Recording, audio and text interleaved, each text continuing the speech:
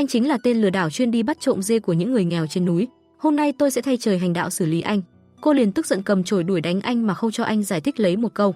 Đúng lúc này một cụ bà đi tới. Cô liền nhờ bà xác minh xem anh ta có phải là tên lừa đảo hay không. Với kinh nghiệm 60 năm nhìn đời thì bà chưa nhìn sai ai bao giờ. Bà liền cười tủm tỉm với cậu và bảo đúng rồi, đúng là cậu thật rồi, hôm nay cậu lại tới đây à? Cậu chính là tên lừa đảo đây mà. Cậu ngỡ ngàng bật ngửa trước lời nói của bà. Bà xác nhận cậu chính là tên lừa đảo đang bị Interpol truy nã. Vì bị đổ oan nên cậu cũng không còn cách nào để thanh minh. Cậu cứ âm thầm ngồi ở ghế ngắm trời mưa mà nhớ lại về ngày hôm qua. Như mọi ngày nghỉ bình thường khác, Lục Chiêu Tây của chúng ta đi cắm trại picnic ngoài bờ sông hưởng thụ cuộc sống mệt mỏi của mình. Anh đang ngồi nướng củ khoai to bằng cái phích tận hưởng gió mùa đông bắc sắp về thì đột nhiên có tiếng chuông điện thoại. Bố bà nó chứ ngày nghỉ còn làm phiền người khác à? Thôi ông im đi cho tôi hưởng cái gió mùa đông bắc này về nào. Đang chuẩn bị ăn củ khoai thì anh nghe thấy tiếng be be ở một chỗ nào đó. Tiếng này đúng kiểu tiếng mụ vợ tôi mỗi khi thấy lương về các ông ạ. Anh chàng thích phiêu lưu tìm tòi của lạ của chúng ta liền đi theo tiếng gọi của trái tim để tìm hiểu sự tình. Thật tình cờ và thật bất ngờ anh phát hiện ra chú dê nhỏ đang bị trọng thương kêu cứu. Vừa ngoảnh lại nhìn lên bầu trời thì mây rông đã ùn ùn kéo tới. Nghe chừng sắp có biến rồi đây mà.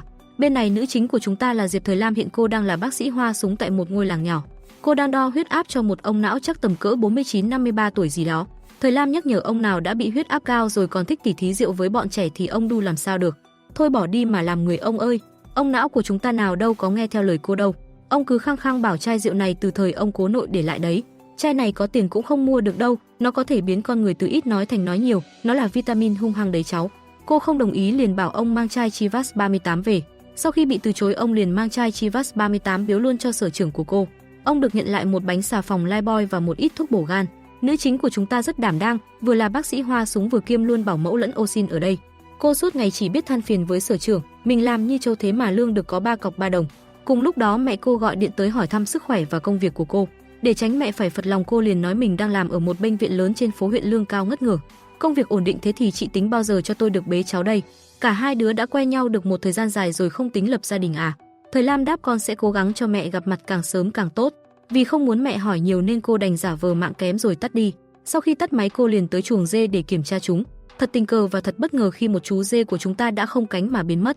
Bên này xe của Lục Chiêu Tây gặp sự cố hy hữu, một viên gạch siêu to siêu khổng lồ rơi vào xe. Anh bất lực đành ôm chú dê con đi tìm nơi khác lánh nạn. Trời bắt đầu ngả về đêm. Lục Chiêu Tây vừa lê lết đôi chân bị thương của mình vừa ôm chú be be đi tìm nơi trú ẩn. Thời Lam lúc này cũng đang đội mưa đi tìm chú dê bé nhỏ của mình. Thật tình cờ và cũng thật bất ngờ khi cô nhìn thấy Lục Chiêu Tây đang ôm bé dê của mình. Cô nghi ngờ anh là người đã ăn trôm dê của mình và đưa anh về nhà. Cô liền tra hỏi anh về chuyện chú dê con của mình. Anh liền giải thích là mình chỉ tình cờ gặp chú dê khi đang ăn khoai mà thôi. Tôi là người ăn chay có ăn thịt đâu mà bắt dê của cô. Lục Chiêu Tây bắt đầu kêu ca vì cái chân của mình đã bị thương và cần nhờ cô xử lý vết thương ngay lập tức. Thời Lam liền nhanh nhẩu gọi sở trưởng tới xem vết thương cho anh. Vì đây là vùng núi hẻo lánh ít người qua lại nên thiết bị y tế đều không có mấy. Bà chỉ đành dùng kinh nghiệm lâu năm của mình để khám cho anh. Điều đó khiến cho Chiêu Tây no ngại về vết thương của mình. Đã đen lại còn nắm lông khi đột nhiên điện ở đây lại mất. Vì lý do điện bị mất lên sở trưởng liền dùng đèn dầu thắp lên để châm cứu cho anh. Quả đúng là gừng càng già càng cay mà, chỉ với vài đường kim của sở trưởng mà giờ đây chân tay của anh đã bình thường trở lại. Vì lúc đi vội quá nên anh đã để quên ví và giấy tờ trên xe lên, anh hẹn dịp sau anh quay lại sẽ gửi chi phí khám bênh cho mọi người. Anh còn hứa sẽ quyên góp các thiết bị y tế xịn sò con bò nhất cho nơi này.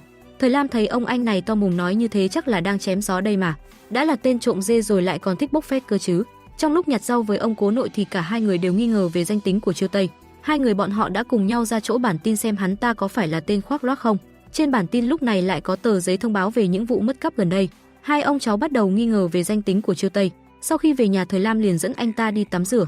Ở đây không có điện nên nước nóng anh dùng hạn chế thôi, để tí tôi còn lấy nước rửa bát. Dặn do xong cô liền rời đi.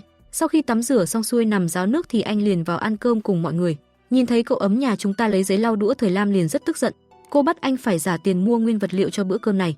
Chiêu Tây nói tôi ăn một miếng nhất định sẽ giả cô một con. Tôi chưa bao giờ thất hứa với anh bao giờ. Thời Lam nhanh nhẩu liền viết ra một tờ giấy nghi nợ rồi bắt anh ký vào để xác thực. Sau khi xong xuôi cô bắt đầu sắp xếp phòng ngủ cho Chiêu Tây. Cô cố tình kêu lên dưới ghế có con chuột khiến anh ba hồn bảy vía nhảy tót lên ghế. Cô đang đùa giỡn với tôi đấy hả? Đâu có đâu, tôi cho anh biết trên núi này còn có nhiều loại sâu bọ còn đáng sợ hơn đấy. Vừa miêu tả cô vừa giơ ngón tay lên. Điều đó khiến nam chính của chúng ta sợ xanh mặt. Nói xong cô liền rời đi trước sự ngỡ ngàng của anh. Vừa về đến phòng thì anh đã chạy tới cửa của cô. Anh xin cô cho anh ngủ tạm cùng cô tối nay. Nếu cô không cho tôi sẽ đứng ngoài cửa và sẽ không trả cô tiền. Hết cách cô đành cho anh ngủ nhờ phòng của cô tối nay. Cô còn đưa cho anh thêm ít vitamin hung hăng cho anh bớt sợ. Nói xong cô đành ôm chân của mình ra chỗ khác ngủ. Vừa mới sáng sớm Thời Lam đã gọi anh dậy. Cô dẫn Chiêu Tây đi tìm chiếc Black 3 của mình, nhưng thật bất ngờ là chiếc xe cũng đã không cánh mà bay. Anh đoán chiếc xe có lẽ đã bị đất đá chôn vùi. Hôm nay Chiêu Tây có cuộc họp rất quan trọng tại bệnh viện nên anh đã nhờ cô tìm cách đưa tới đó. Cô liền tức giận hỏi WHOIU. Chiêu Tây lúc này mới tiết lộ mình chính là viện trưởng bệnh viện An Tinh. Cô nhìn vào mặt anh cười cợt còn cho rằng tên này chỉ giỏi khoác lác mà thôi. Bên này cuộc họp nhận chức của viện trưởng sắp sửa bắt đầu nhưng không ai có thể liên lạc với Chiêu Tây. Viện phó tính nóng như kem liền cho cuộc họp này kết thúc, không có thăng chức hay gì hết. Lúc này Chiêu Tây và Thời Lam trở về phòng khám, anh còn tự giới thiệu mình là viện trưởng. Điều đó khiến cô rất tức giận, vì nghĩ rằng Chiêu Tây chính là tên lừa đảo bán rượu lậu. Thời Lam lập tức cầm chổi đuổi đánh anh. Đúng lúc này bà trên huyện đi tới, cô đã nhờ bà xác nhận xem có phải tên đó là Chiêu Tây hay không. Thật đen đủi cho anh khi mắt bà kém đã nhìn nhầm anh thành tên bán rượu lậu. Nỗi oan ức này có nhảy xuống sông Hoàng Hà cũng không thể rửa sạch. Chiêu Tây chỉ có thể ngồi co ro trên ghế để nghĩ cách. Đến bữa cơm Thời Lam cũng không muốn gọi anh vào ăn, nể tình sở trưởng nói giúp anh nên cô mới tới bên cạnh anh và nói rằng sở dĩ biết anh không phải viện trưởng vì cô chính là bác sĩ khoa nhi của bệnh viện An Tinh, hiện đang làm công tác thiện nguyện ở đây. Sau đó cô lại đem giấy nợ cho Chiêu Tây ký tên, ăn một gói mì tôm phải trả 10 thùng. Trong sổ còn ghi lại chuyện chủ nhiệm Hoàng thường xuyên quỵt tiền cà phê của cô. Sở phó thấy Chiêu Tây không có việc gì làm nên bảo anh làm trợ lý giúp Thời Lam. Nào ngờ việc nhẹ lương cao của anh LA múc cám cho lợn ăn và dọn phân. Chiêu Tây trước nay là công tử nhà giàu tất nhiên chưa từng làm những việc này, nhưng nếu không làm thì sẽ không có cái gì bỏ vào mồm. Vì miếng cơm manh áo mà ngày nào anh cũng đành chấp nhận làm những việc này. Tối đến anh lại đi tìm Thời Lam mong được ngủ ở phòng của cô nhưng Thời Lam lại không cho. Hết cách anh liền nằm ăn vạ ngay trước phòng của cô. Chiêu Tây từ miệng của sở trưởng còn biết được chuyện Thời Lam muốn quay lại bệnh viện, nhưng mà xui quý khiến kiểu gì chủ nhiệm lại không phê duyệt. Anh tiếp tục năn nỉ xin được ngủ ở phòng của cô. Muốn ngủ ở phòng của tôi thì anh phải chấp nhận làm cho tôi một số việc. Sáng hôm sau Thời Lam tới đánh thức Chiêu Tây đi làm việc nhưng không ngờ anh đã hoàn thành xong cả rồi. Đúng là người đàn ông của gia đình đây chứ đâu. Trong bữa cơm Chiêu Tây liền hỏi chuyện của Thời Lam, nguyên nhân gì mà khiến chủ nhiệm Hoàng không vừa lòng để không cho cô về bệnh viện. Thời Lam nhớ lại lúc trước, cô nhìn thấy hai mẹ con cứ ngồi mãi ở hàng ghế bệnh viện suốt mấy ngày. Cô liền tới bắt chuyện bọn họ. Hóa ra đứa trẻ bị mắc bệnh tim nhưng không có bệnh viện nào chịu nhận ca phẫu thuật này vì nó rất nguy hiểm. Cô nghe nói viện phó Hứa của bệnh viện này đã phẫu thuật thành công một ca còn khó hơn nên cô mới tới đây nhờ giúp đỡ. Cô liền nhanh chân tới gặp viện phó Cao nhờ cậy ông ấy giúp đỡ. Nghe nói viện phó Hứa đã từng phẫu thuật thành công nên đã đồng ý giúp cô. Do chuyện này mà Thời Lam bị chủ nhiệm trách mắng vì thích lo chuyện bao đồng. Cuối cùng ca phẫu thuật cũng đã thất bại và không có bất cứ kỳ tích nào xảy ra. Sau đó cô được chuyển công tác tới thôn Đào Nguyên. Trở lại hiện tại, Thời Lam bắt Chiêu Tây đứng trước camera hứa từ nay không được bán rượu lậu cho người dân nữa. Nếu không cô sẽ đem đoạn video này đi báo cảnh sát. Buổi tối Thời Lam lén lút đến nhà kho kiếm rượu thì lại gặp Chiêu Tây đang dọn dẹp trong đó. Cô nói số rượu này được sở trưởng đích thân ủ muốn mời anh thưởng thức xem thế nào. Chiêu Tây thấy cô đột nhiên tốt bụng như vậy thì liền nghi ngờ, có phải cô muốn biến tôi thành đồng phạm để không mách lẻo với sở trưởng hay không? Đối diện với câu hỏi này Thời Lam cũng không hề phủ nhận. Cô rót rượu mời Chiêu Tây. Anh uống xong lại hỏi cô, chắc cô thường xuyên tới đây uống trộm rượu phải không? Tôi không thường xuyên tới đây lắm trừ những lúc không vui. Chiêu Tây đoán chắc là do chuyện không về được bệnh viện An Tinh làm việc. Anh khuyên Thời Lam nên chia sẻ chuyện với anh cho nhẹ lòng hơn.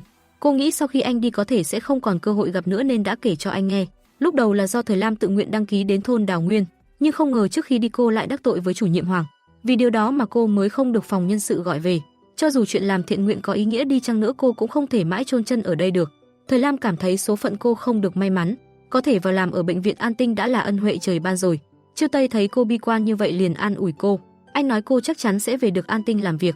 Anh hỏi nếu chủ nhiệm Hoàng luôn làm khó Thời Lam tại sao cô không xin chuyển viện. Cô nói với anh rằng ở bệnh viện An Tinh đãi ngộ rất tốt, nếu chăm chỉ làm ở đấy thì 3 năm cô có thể vay tiền để tậu một căn nhà cho mình. Vì điều đó mà cô bắt buộc phải bám trụ ở An Tinh. Sau đó Chiêu Tây uống say nên Thời Lam đã đưa anh về phòng. Đúng lúc mẹ gọi đến báo cho cô bà chuẩn bị đi thăm mộ bố. Mẹ lại hỏi Thời Lam có bạn trai thật hay không. Bà nhất quyết đòi xem ảnh của đối phương. Cô viện cớ nói mình đi vệ sinh xong nhất định sẽ gửi lại cho bà rồi cúp máy. Thế là cô đánh liều chụp ảnh với Chiêu Tây gửi cho mẹ. Lúc đó Chiêu Tây đột nhiên quay qua nhìn Thời Lam khiến cô giật mình vội giải thích, nhưng anh vẫn chưa tỉnh rượu nên lại ngã vào người cô. Thời Lam vẫn mặc kệ anh và gửi tin nhắn cho mẹ. Bà khen Chiêu Tây rất đẹp trai xứng đôi vừa lứa với con gái mình. Sáng hôm sau Chiêu Tây thức dậy muộn nên mọi người đã để thức ăn lại cho anh. Chiêu Tây còn chưa kịp động đũa thì đã nhận được điện thoại nên lập tức rời đi. Thời Lam trở về biết tin anh không từ mà biệt thì trong lòng có chút tiếc nuối.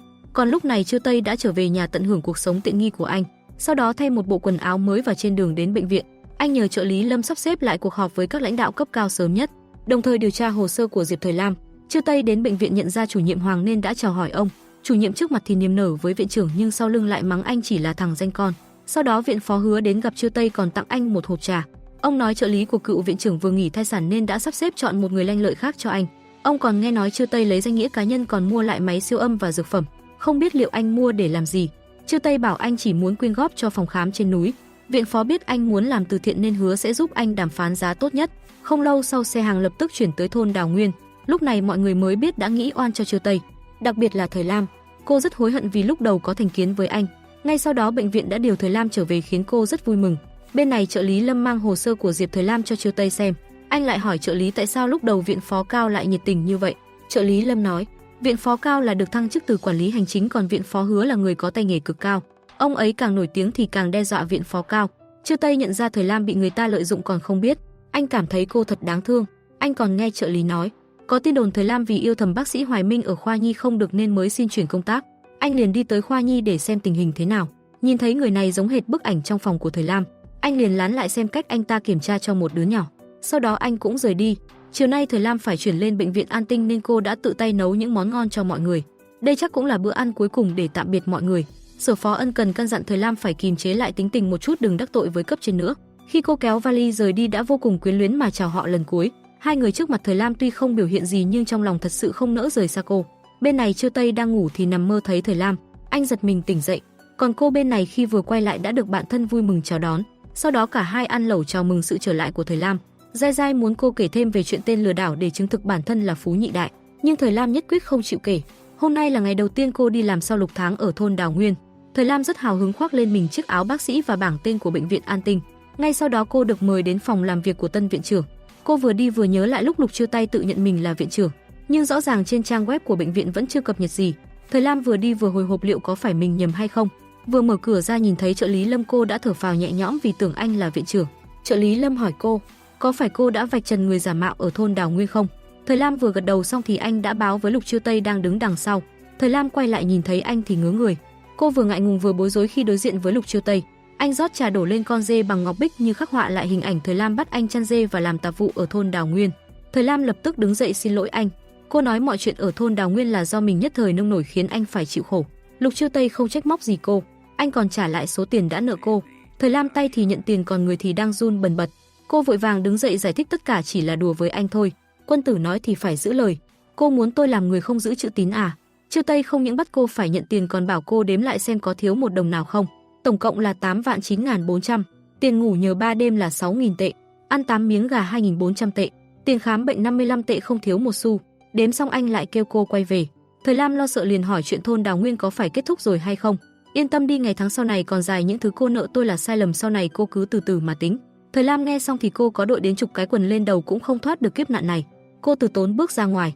Sau đó Chiêu Tây tổ chức cuộc họp với các lãnh đạo. Anh muốn quay phim tài liệu về khoa phụ sản và khoa nhi.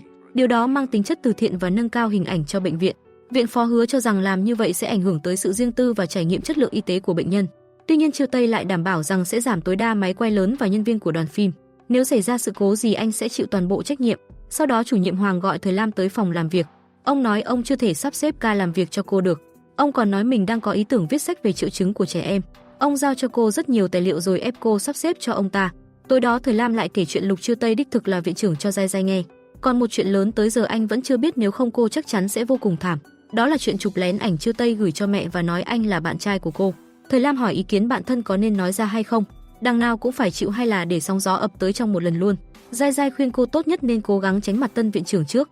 Mình cố gắng không có giao tiếp với anh ta thì sẽ không có mâu thuẫn xung đột. Thời Lam cảm thấy bạn mình nói rất có lý nên sẽ làm theo ý cô. Hôm sau bố gọi hỏi Chiêu Tây làm viện trưởng có thuận lợi hay không. Không thuận lợi lắm nhưng con xử lý được. Bố lại hỏi tội anh hôm nhận chức sao lại không đến. Chiêu Tây liền bảo chuyện này để con giải thích với bố sau. Thời Lam tới bệnh viện nhìn thấy viện trưởng ở thang máy liền cố tình đợi anh đi mới bấm thang khác. Quá đen cho cô khi cô vẫn gặp Chiêu Tây. Anh nói cô đừng cố ý tránh mặt tôi để quyệt nợ đấy nhé. Chiêu Tây cho cô biết anh đã mở một email. Nếu Thời Lam có ý kiến đóng góp gì về bệnh viện thì cứ gửi cho anh. Sau đó cô tới phụ giúp cho buổi quảng bá sinh đẻ không đau ở trung tâm thương mại. Khi đến phần trải nghiệm máy cơn đau khi chuyển dạ, Lục Chiêu Tây đã mạnh dạn bước lên trải nghiệm với tư cách là một chàng trai bình thường. Anh muốn hiểu được cảm giác mà vợ mình phải trải qua khi sinh con. Sau bài phát biểu của anh đã có thêm 2 người xung phong cùng trải nghiệm. Nhìn thấy Thời Lam cố tình không tới chỗ anh, Lục Chiêu Tây đã cố tình đổi chỗ sang phía của cô. Khi tới cường độ 5 chàng trai áo trắng đã xin dừng lại, tới cường độ 7 chàng trai áo xanh cũng đã bỏ cuộc. Giờ chỉ còn lại mỗi mình Lục Chiêu Tây. Cho dù anh đã đau tới nỗi đổ đầy mồ hôi nhưng vẫn muốn trải nghiệm tới mức 8. Thời Lam lo lắng mong anh đừng cố quá. Dù cho Chiêu Tây đã rất đau đớn tới nỗi bấu chặt vào thành ghế, Cả người anh không ngừng run rẩy toát mồ hôi nhưng vẫn thành công vượt qua thử thách. Thời Lam mang nước tới cho anh còn nói, nếu anh không chịu nổi thì cũng không cần ra vẻ. Tôi không ra vẻ chỉ là muốn làm tốt hơn người khác. Thời Lam nhìn thấy anh dũng cảm muốn trải nghiệm cơn đau như vậy đã tốt hơn đại đa số đàn ông, trong lòng cũng có chút ngưỡng mộ. Buổi tối Triều Tây trên đường về bắt gặp Thời Lam đang đi bộ nên đã chủ động đưa cô về. Nhìn thấy cô căng thẳng cứ bấu vào chiếc bánh trên tay, Triều Tây đã nhắc nhở cô đừng lãng phí đồ ăn. Nghe mùi thịt gà anh lại nhớ về chuyện hôm đó ở thôn Đào Nguyên. Thời Lam lại ngượng ngùng xin lỗi anh. Lúc đó Giai Giai nhắn tin đến rủ Thời Lam đi ăn. Cô bảo Giai Giai cứ thay đồ trước rồi đứng đợi mình. Khi Thời Lam vừa rời đi, Triều Tây phát hiện cô để quên túi nên đã quay lại tìm. Nhưng khi nhìn thấy cô với bạn thân đang nói chuyện về mình nên anh đã dừng lại. Nghe cô nói Triều Tây bên ngoài nhìn tốt bụng nhưng thực chất bụng dạ lại hẹp hòi. Anh ta hay nhắc lại chuyện cũ ở thôn Đào Nguyên. Quả thực đúng là ác ma mà. Vừa dứt lời Triều Tây đã nhảy ra trước mặt Thời Lam trả lại túi xách cho cô. Anh còn làm bộ mặt giống như ác ma để trêu cô rồi rời đi. Hôm sau bác sĩ Hoài Minh thấy Thời Lam đang làm việc thì ông nói rằng nếu cô làm như thế sớm chắc đã không ở thôn Đào Nguyên lâu như vậy. Anh đang dạy đời tôi hay đang chế nhạo tôi vậy? Thời Lam cảm thấy không vui với sự quan tâm không cần thiết này nên đã đuổi anh ta đi. Lúc này trợ lý Lâm báo cáo, email góp ý cho viện trưởng không có ai gửi về hết, không ai muốn nêu ra ý kiến mới là vấn đề lớn nhất. Triều Tây cảm thấy anh cần phải làm gì đó để phá vỡ cục diện căng thẳng này. Anh yêu cầu trợ lý tới khoa nhi lấy lịch xếp ca cho mình. Buổi tối Thời Lam lại tiếp tục than phiền với bạn thân, chủ nhiệm Hoàng mãi không chịu xếp ca cho cô. Giai Giai lập tức gợi ý kiếm gì đó để giải sầu. Thế là hai người ngồi bật dậy đặt đồ ăn. Hôm sau Thời Lam mang tài liệu tới nộp cho chủ nhiệm khiến ông khá hài lòng. Thế là ông lại tiếp tục nhờ cô phân tích tài liệu giúp mình. Thời Lam mới hỏi ông chuyện xếp ca cho mình thế nào rồi. Chủ nhiệm vẫn thản nhiên kêu cô cứ làm tài liệu cho xong đã rồi tôi sẽ sắp xếp. Lúc đó vô tình Triều Tây đến tìm chủ nhiệm nên đã nghe được cuộc nói chuyện của họ. Anh bước vào nói mình có rất nhiều chuyện phải làm. Bác sĩ Diệp lại đang rảnh rỗi như vậy chi bằng xin phép chủ nhiệm Hoàng để cô làm trợ lý cho anh một thời gian. Ông còn đang phân vân thì Triều Tây đã bảo Thời Lam mau về trước. Thời Lam không biết rốt cuộc anh muốn làm gì nên sau đó đã tới văn phòng tìm anh. Đầu tiên là xin lỗi viện trưởng vì hôm đó đã nói xấu sau lưng anh. Sau đó cô bày tỏ mong muốn của mình. Cô vẫn muốn làm bác sĩ hơn là trợ lý. Anh nghiêm túc hỏi Thời Lam, theo hiểu biết của cô về chủ nhiệm Hoàng thì chừng nào ông ta mới xếp ca cho cô? Thời Lam nói mình không rõ nhưng anh biết là do cô không đủ tự tin. Lúc ở thôn Đào Nguyên nhìn cô vui vẻ hoạt bát như vậy, mà khi về đây tâm trạng lúc nào cũng u sầu. Triều Tây vì muốn giúp cô nên mới đề nghị làm trợ lý tạm thời cho anh. Triều Tây bảo Thời Lam cứ về suy nghĩ đi rồi trả lời cho anh sau cũng được. Sau đó mẹ gọi đến cho Thời Lam, bà có một người bạn là dì Trương, biết cô là bác sĩ khoa nhi nên muốn hỏi Thời Lam chút vấn đề. Sau đó cô quay về phòng nhìn thấy mọi người đang san sẻ tài liệu của chủ nhiệm giao. Vì nghe nói cô sẽ làm trợ lý cho viện trưởng nên mọi người mới làm vậy. Tuy Thời Lam vẫn chưa đồng ý chuyện này nhưng tin đồn đã lan ra khắp khoa. Nhìn thấy đồng nghiệp tới ca làm còn bản thân cô vẫn rảnh rang thì có chút chạnh lòng. Cô quyết định tung đồng xu xem có nên đồng ý hay không. Bên này chủ nhiệm Hoàng lại mách lẻo chuyện viện trưởng muốn một bác sĩ làm trợ lý cho viện phó Hứa. Ông biết được cả việc trợ lý Lâm đang tìm hiểu chuyện cũ giữa viện phó Hứa và viện phó Cao. Diệp Thời Lam được quay về bệnh viện cũng do đích thân viện trưởng Lục ký tên. Ông nói Lục Chiêu Tây nếu muốn điều tra thì cứ mặc kệ cậu ta là được. Ông không muốn quản chuyện bao đồng. Buổi chiều sau khi tan ca chủ nhiệm Hoàng lại gọi đến rủ mọi người đi ăn. Và vẫn như mọi lần Thời Lam đều không tham gia. Ngay sau đó Giai Giai lại hẹn Thời Lam đi ăn. Cô cảm thấy chỉ cần bạn mình đồng ý làm trợ lý cho Lục Chiêu Tây thì mọi vấn đề của cô đều được giải quyết. Nhưng Thời Lam vẫn còn lăn tăn vì cảm thấy động cơ giúp người của anh có vấn đề. Đó là anh muốn kéo gần khoảng cách vật lý với cô để tiện trả thù. Giai Giai cho rằng Thời Lam càng lảng tránh thì mọi chuyện sẽ càng tồi tệ hơn thôi. Chi bằng nhận lời làm trợ lý cho rồi. Sau một hồi phân tích Thời Lam quyết định sẽ nhận lời. Cô không có số của Chiêu Tây nên đã hỏi thăm trợ lý Lâm xem anh đang ở đâu. Vì Thời Lam muốn trực tiếp nói chuyện này với anh. Cô đến trước nhà Lục Chiêu Tây đợi anh thì trời lại đổ mưa to. Lúc đó Chiêu Tây cũng đã biết được chuyện Thời Lam đang tìm mình thông qua trợ lý Lâm. Anh nhanh chóng đi tìm Thời Lam. Bên này Thời Lam trong lúc chờ anh đã không may bị người ta va phải.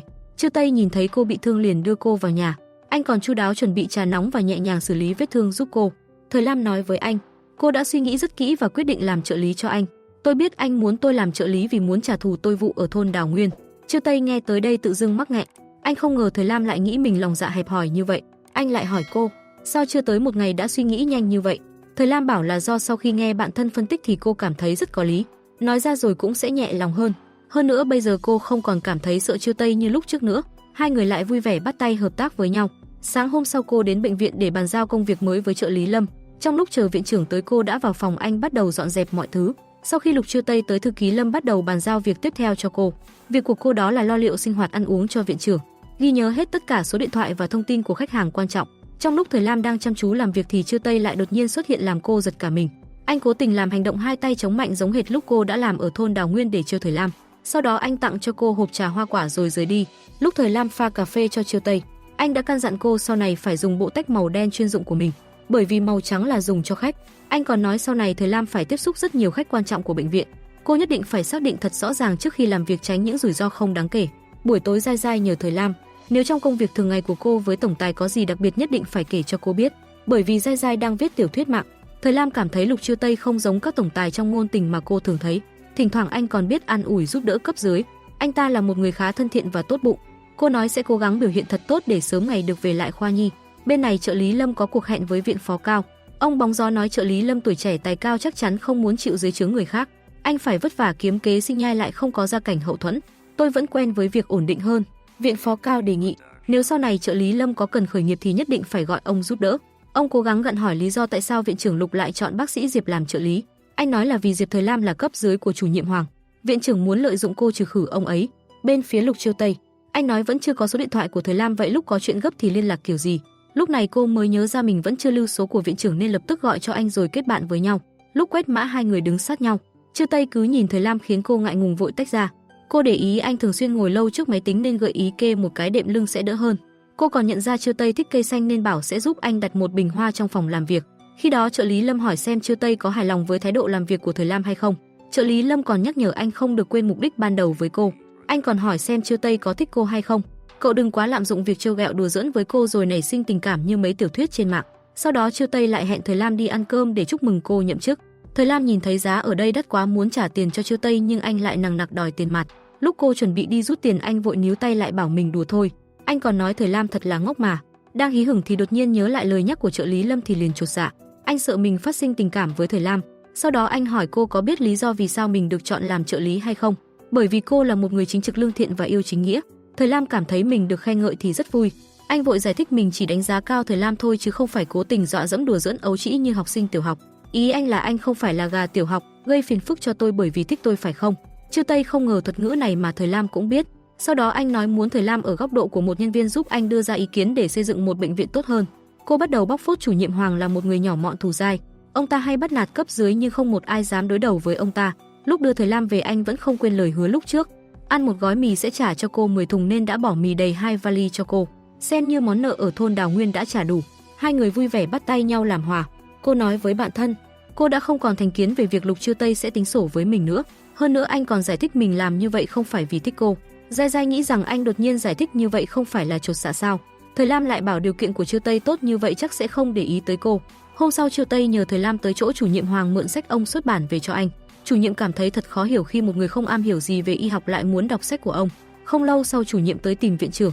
Anh không dài dòng gì liền hỏi thẳng, có phải chủ nhiệm Hoàng vì việc riêng phải viết sách mà bắt các bác sĩ phải tổng hợp giúp ông hay không? Chủ nhiệm Hoàng giả vờ vô tội nói là các bác sĩ khác tự nguyện muốn giúp mình. Ông ta còn cố tình hỏi khó Thời Lam, có phải lúc trước cô cũng là tự nguyện hay không?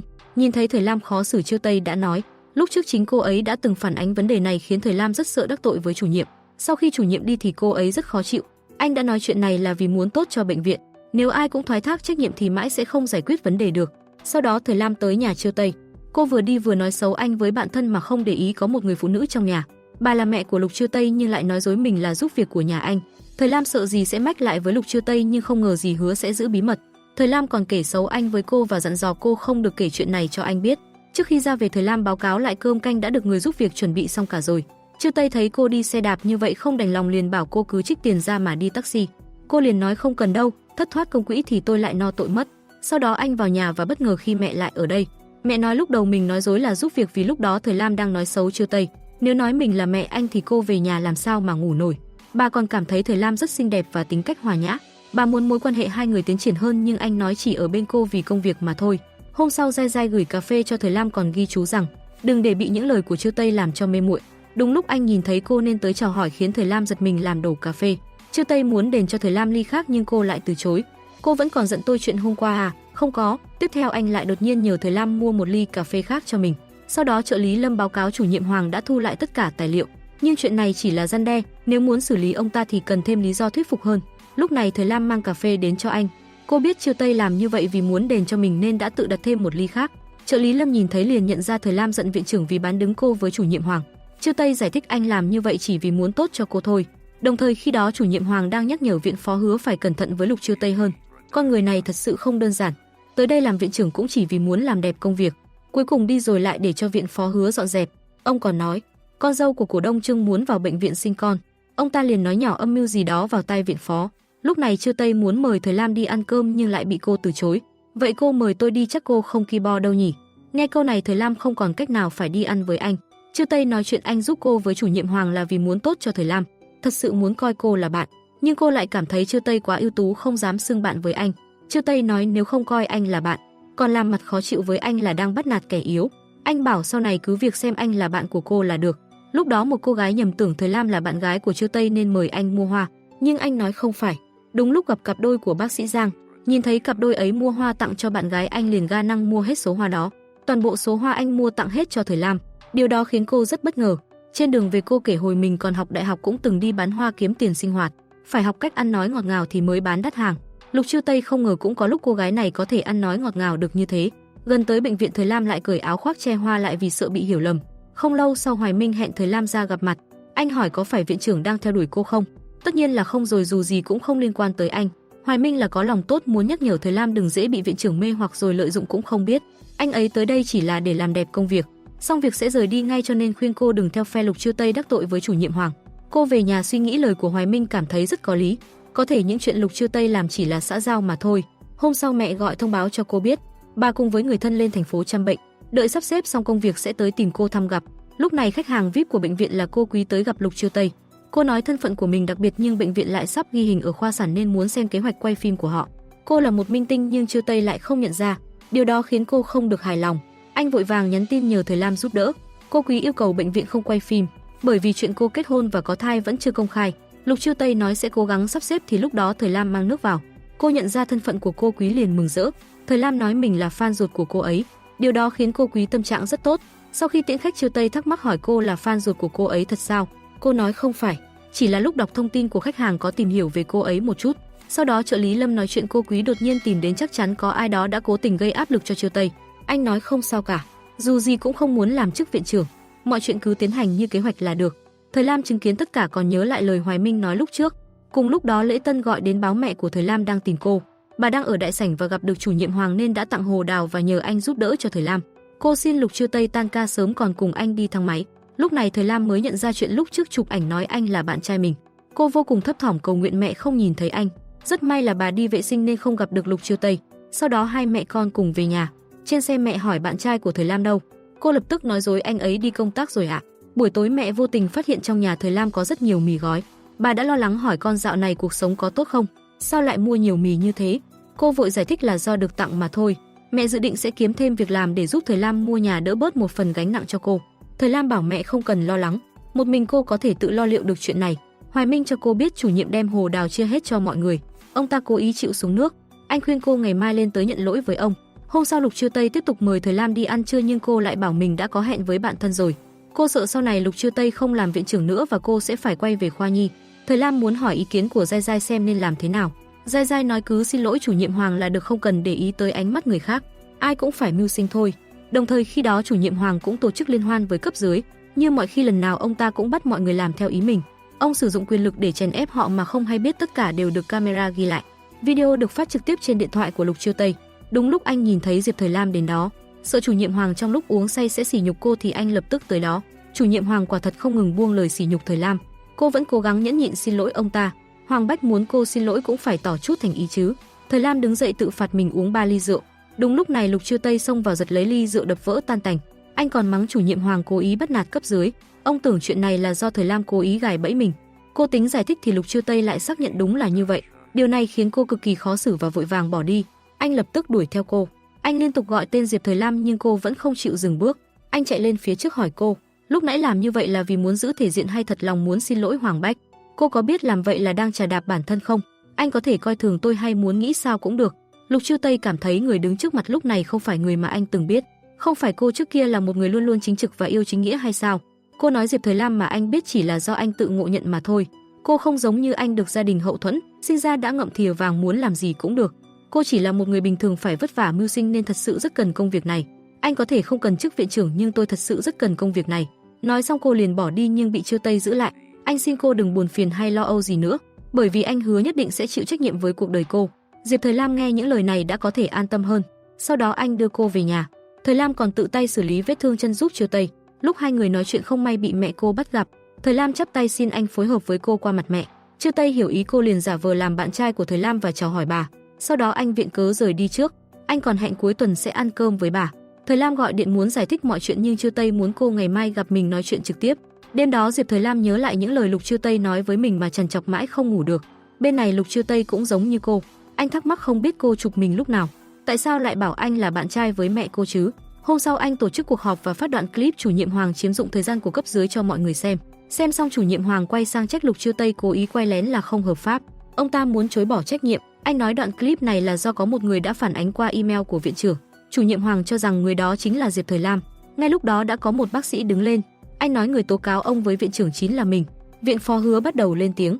Ông kêu chủ nhiệm Hoàng mau thành thật nhận lỗi. Ông ta đứng lên cúi đầu xin lỗi mọi người. Ông nghĩ chuyện này sẽ được bỏ qua nhưng không ngờ Lục Chư Tây lại quyết định cho ông ta nghỉ việc tại bệnh viện. Anh muốn bầu ra một chủ nhiệm khác. Vì có quá nhiều người đồng tình với anh nên viện phó Hứa cũng không thể bảo vệ chủ nhiệm Hoàng được nữa. Để cảm ơn Lục Chư Tây, Thời Lam chủ động mời anh đi ăn cơm. Cô còn nói có chút việc riêng muốn báo cáo với anh. Chư Tây nghe xong liền hớn hở đi ngay. Thời Lam bắt đầu ngại ngùng giải thích. Lúc trước mẹ cứ hối thúc cô dẫn bạn trai về ra mắt. Cô sợ cứ nói dối mãi mẹ sẽ sinh nghi nên cô mới chụp ảnh của anh gửi cho bà. Anh liền bắt cô gửi tấm ảnh cho mình xem. Tiếp đó anh lại hỏi cô, tại sao cô cho rằng anh là tên bán rượu lậu mà chụp hình gửi mẹ cô? Thời Lam liền dùng sự nhạy bén của mình nói rằng, vì anh rất đẹp trai, uống rượu vào mặt lại ửng hồng nhìn vô cùng tuấn tú. Lục Chư Tây thấy mình được khen thì vô cùng hí hửng. Cô liền nhân cơ hội xin anh cuối tuần đi ăn với bà nhưng Lục Chư Tây lại từ chối. Trên đường về cô không ngừng năn nỉ Chư Tây nhưng anh vẫn không chịu. Cô nói là một người bạn có nghĩa khí thì anh sẽ giúp tôi, nếu không thì là chém gió. Không phải anh đã nói sẽ chịu trách nhiệm với tôi hay sao? Chư Tây giải thích lúc đó anh chỉ nói chuyện công việc mà thôi. Cái đó không bao gồm việc giải quyết vấn đề tình cảm của cô. Thời Lam bỗng nhiên vào cửa hàng mua tặng anh một đóa hồng vàng. Điều đó tượng trưng cho lời xin lỗi của cô. Anh đồng ý sẽ giúp cô nhưng phải có một điều kiện. Anh còn trao lại đóa hồng cho Thời Lam và kêu cô lát về ký giấy nợ cho anh. Sau đó anh bắt Thời Lam đứng trước camera thừa nhận nhờ anh giả làm bạn trai và sẽ thực hiện theo yêu cầu của Chư Tây vô điều kiện. Buổi tối cô kể chuyện này cho bạn thân nghe. Dai Dai không ngờ mới có mấy ngày quan hệ của họ lại tiến triển thêm rồi. Có khi từ bạn trai giả biến thành bạn trai thật cũng nên. Tuy nhiên Thời Lam lại cảm thấy đây chỉ là bạn bè giúp đỡ lẫn nhau mà thôi. Bên này Lục Chư Tây cũng kể chuyện giả làm bạn trai Thời Lam cho mẹ biết. Bà hỏi anh ngày mai đi ăn cơm tính làm thế nào. Anh bảo mình cứ đối phó như bình thường thôi. Đồng thời lúc này Dai Dai đang phân tích thái độ của Lục Chư Tây với Thời Lam. Dai Dai cho rằng anh nhất định đã có tình cảm với cô nên mới thường xuyên trêu ghẹo như vậy. Dai Dai căn dặn Thời Lam ngày mai phải để ý thái độ của Lục Chư Tây với mình. Ngay sau đó cô nhắn tin cho Chư Tây hẹn anh ngày mai gặp mặt sớm chút để bàn bạc. Cô mong anh biểu hiện không tốt một chút để mẹ có ấn tượng xấu với anh. Điều đó khiến việc chia tay với anh sẽ dễ dàng hơn. Thời Lam liền đưa ra một phương án với anh. Cô kêu anh lát nữa ăn mặc lôi thôi một chút hoặc là tới trễ 30 phút. Lúc gọi món thì gọi những món cô không thích như mứt đắng xào trứng. Điều đó sẽ khiến mẹ nghĩ anh không hề quan tâm gì tới bạn gái hết. Để dễ phối hợp hơn, Chư Tây hỏi thêm một ít thông tin về gia đình Thời Lam. Cô nói bố mình đã mất lâu rồi, sau đó mẹ kết hôn với chú Tạ. Mẹ cô đã sinh thêm một người em trai sắp vào trung học. Cô nói anh chỉ cần biết như vậy là được rồi. Lúc này Chư Tây bắt đầu làm theo yêu cầu của Thời Lam. Anh cố tình làm ra bộ dạng ăn mặc lôi thôi đứng trước gương tập vợt nhưng lại thấy không ổn. Anh nhớ lại chuyện trước đây cô từng yêu thầm Giang Hoài Minh. Cô còn nói với mẹ bạn trai mình làm bác sĩ. Chư Tây cho rằng bản thân chính là thế thân của anh ấy thì có chút chạnh lòng. Thế là Lục Chư Tây quyết định ăn mặc thật bảnh bao đi xe sang tới đón hai mẹ con cô. Anh con cẩn thận mở cửa cho bác gái và Thời Lam. Thời Lam thấy anh không làm theo kế hoạch thì rất bất ngờ. Lúc tới nhà hàng, Thời Lam nhắn tin nhắc nhở anh làm theo kế hoạch ban đầu, nhưng Chư Tây vẫn mặc kệ cô làm theo ý mình. Anh tránh gọi những món Thời Lam không thích ra, còn cố tình gọi món có khoai sọ mà bác gái thích. Điều đó khiến bà rất hài lòng. Thời Lam lại tiếp tục nhắn tin bảo anh làm ơn đừng đùa nữa. Nhớ lại lúc sáng cô dặn anh, lúc ăn xong hãy nói với mẹ lát nữa mình có hẹn đi nhậu với bạn, xong việc sáng mai sẽ ngủ nướng. Nhưng Chư Tây lại làm ngược lại. Anh bảo sẽ đưa bác gái đi công viên chơi. Trước khi đi thanh toán còn gọi Thời Lam là cục cưng trước mặt mẹ. Mẹ nói với cô đã nhắm trúng Tiểu Lục rồi, hai đứa nhất định phải ở bên nhau. Cô xin phép đi vệ sinh để nói chuyện với Chư Tây. Anh bảo đằng nào cũng sẽ nói với mẹ chuyện chia tay nên không thể làm xấu hình tượng của mình được. Sau đó cả ba người cùng nhau đi dạo trong công viên. Nhân lúc mẹ đi vệ sinh, Thời Lam nói với Chư Tây, anh biểu hiện tốt như vậy chắc chắn mẹ sẽ không dễ dàng gì để cô chia tay đâu. Nếu vậy cần anh tiếp tục phối hợp với cô. Lục Chư Tây sẵn sàng đồng ý hợp tác khiến cô thấy rất lạ, liền hỏi, có phải anh thích tôi không? Anh ngập ngừng một lúc mới nói, nếu nghĩ như vậy có thể giúp cô tự tin xinh đẹp hơn thì cứ cho là vậy đi. Ngay lúc ấy bác gái quay trở lại. Bác hỏi Lục Chư Tây tại sao lại chọn làm bác sĩ. Anh đáp là vì rất yêu thích nghề này, có thể hành y cứu người thật sự rất ý nghĩa. Chư Tây lại quay sang hỏi Thời Lam, lúc đầu tại sao em lại chọn ngành y? Cô thẳng thắn thừa nhận, chọn làm bác sĩ là vì dễ kiếm việc làm. Anh lại hỏi, vậy nếu không tính đến chuyện kiếm việc làm, Thời Lam có ước mơ gì hay không? Cô cũng không biết mình có ước mơ hay yêu thích bất cứ gì cả. Cô cứ đi làm rồi kiếm tiền vậy thôi. Mẹ nhớ hồi nhỏ Thời Lam từng rất thích vẽ, không may trong một lần làm đổ màu lên áo nhà người ta phơi. Tâm trạng cứ buồn rầu mãi không chịu nói ra. Cuối cùng bố phát hiện liền dẫn cô đi đền cho người ta. Bà nói tính cách Thời Lam chính trực như vậy là được ảnh hưởng từ bố. Nghe nhắc đến bố tâm trạng Thời Lam đột nhiên không vui. Cô kiếm cớ rời đi nên mọi người lập tức đi theo. Mẹ mượn điện thoại của Trư Tây chụp cho hai người một bức ảnh kỷ niệm. Trư Tây muốn cô tỏ ra thân mật một chút cho giống một cặp tình nhân. Cô không ngại gì mà nắm lấy tay anh. Cô còn ghé sát vào vai Trư Tây rồi tạo dáng thân mật. Mẹ bảo hai người cứ như vậy để bà chụp hình. Hai người hãy vừa đi vừa nắm tay để bà quay phim lại. Đột nhiên bà dừng lại nghe điện thoại thì hai người mới giật mình bỏ tay ra. Bất ngờ một quả bóng lao tới. Trư Tây nhanh chóng kéo Thời Lam về phía mình rồi anh bị quả bóng đập vào đầu. Thế là hai người chạm môi nhau ngay lúc mẹ bấm máy. Anh bị choáng váng còn Thời Lam thì bị chảy máu mũi. Lúc trên xe cô xem lại ảnh phát hiện ra khoảnh khắc bọn họ hôn nhau thì vội vàng xóa đi. Lúc tới cây xăng Thời Lam xin phép đi vệ sinh. Nhân lúc không có Thời Lam bác gái thú thật với Trư Tây. Lúc đầu bà khá lo lắng sợ con gái quen phải người không tốt. Giờ thấy Trư Tây đối xử tốt với Thời Lam như vậy bác rất an tâm. Bà tiết lộ lúc bố Thời Lam chọn cách tự kết thúc cuộc đời mình cô đã khóc rất nhiều. Sau đó mệt đến nỗi ngất đi còn trách móc bố tại sao lại đột ngột ra đi như vậy. Chuyện này Thời Lam chưa từng kể với Trư Tây nên bác gái nhờ anh giữ bí mật chuyện bà đã tiết lộ. Buổi tối Giai Giai nói muốn nghe chuyện gì đó thật bùng nổ trong buổi hẹn hò hôm nay. Thời Lam chiều theo ý cô hào hứng nói mình và Lục Trư Tây đã hôn nhau rồi. Giai Giai nghe xong vô cùng phấn khích còn mong muốn được xem ảnh chụp hôm nay của hai người. Cô liền nhắn tin nhờ viện trưởng gửi nó cho mình. Anh lấy ảnh ra xem thì phát hiện bức ảnh hôn nhau đã bị cô lén lút xóa mất. Rồi sau khi Trư Tây gửi qua cho Thời Lam thì cô kêu anh mau xóa hết ảnh đi. Cô sợ sau này bạn gái anh phát hiện sẽ không hay đâu. Giai Giai tò mò hỏi Thời Lam sau khi lỡ chạm môi thì biểu hiện của Trư Tây thế nào. Cô nói anh ấy không phản ứng gì còn đùa với mình nữa. Trong khi bên này Lục Trư Tây lại rất chờ mong tin nhắn của Thời Lam. Anh còn tắt wifi rồi bật lại xem có tin nhắn nào chưa đến hay không. Cuối cùng anh nhận ra tại sao mình lại mong cô ấy nhắn để làm gì rồi lại xóa hết ảnh đi. Bên này Giai Giai đoán rằng Lục Trư Tây có thể chỉ giả vờ bình tĩnh trêu đùa Thời Lam để che giấu đi tình cảm của anh mà thôi.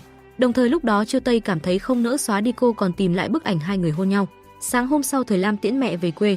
Trước khi đi bà còn dúi vào tay cô chiếc thẻ tiết kiệm của mình.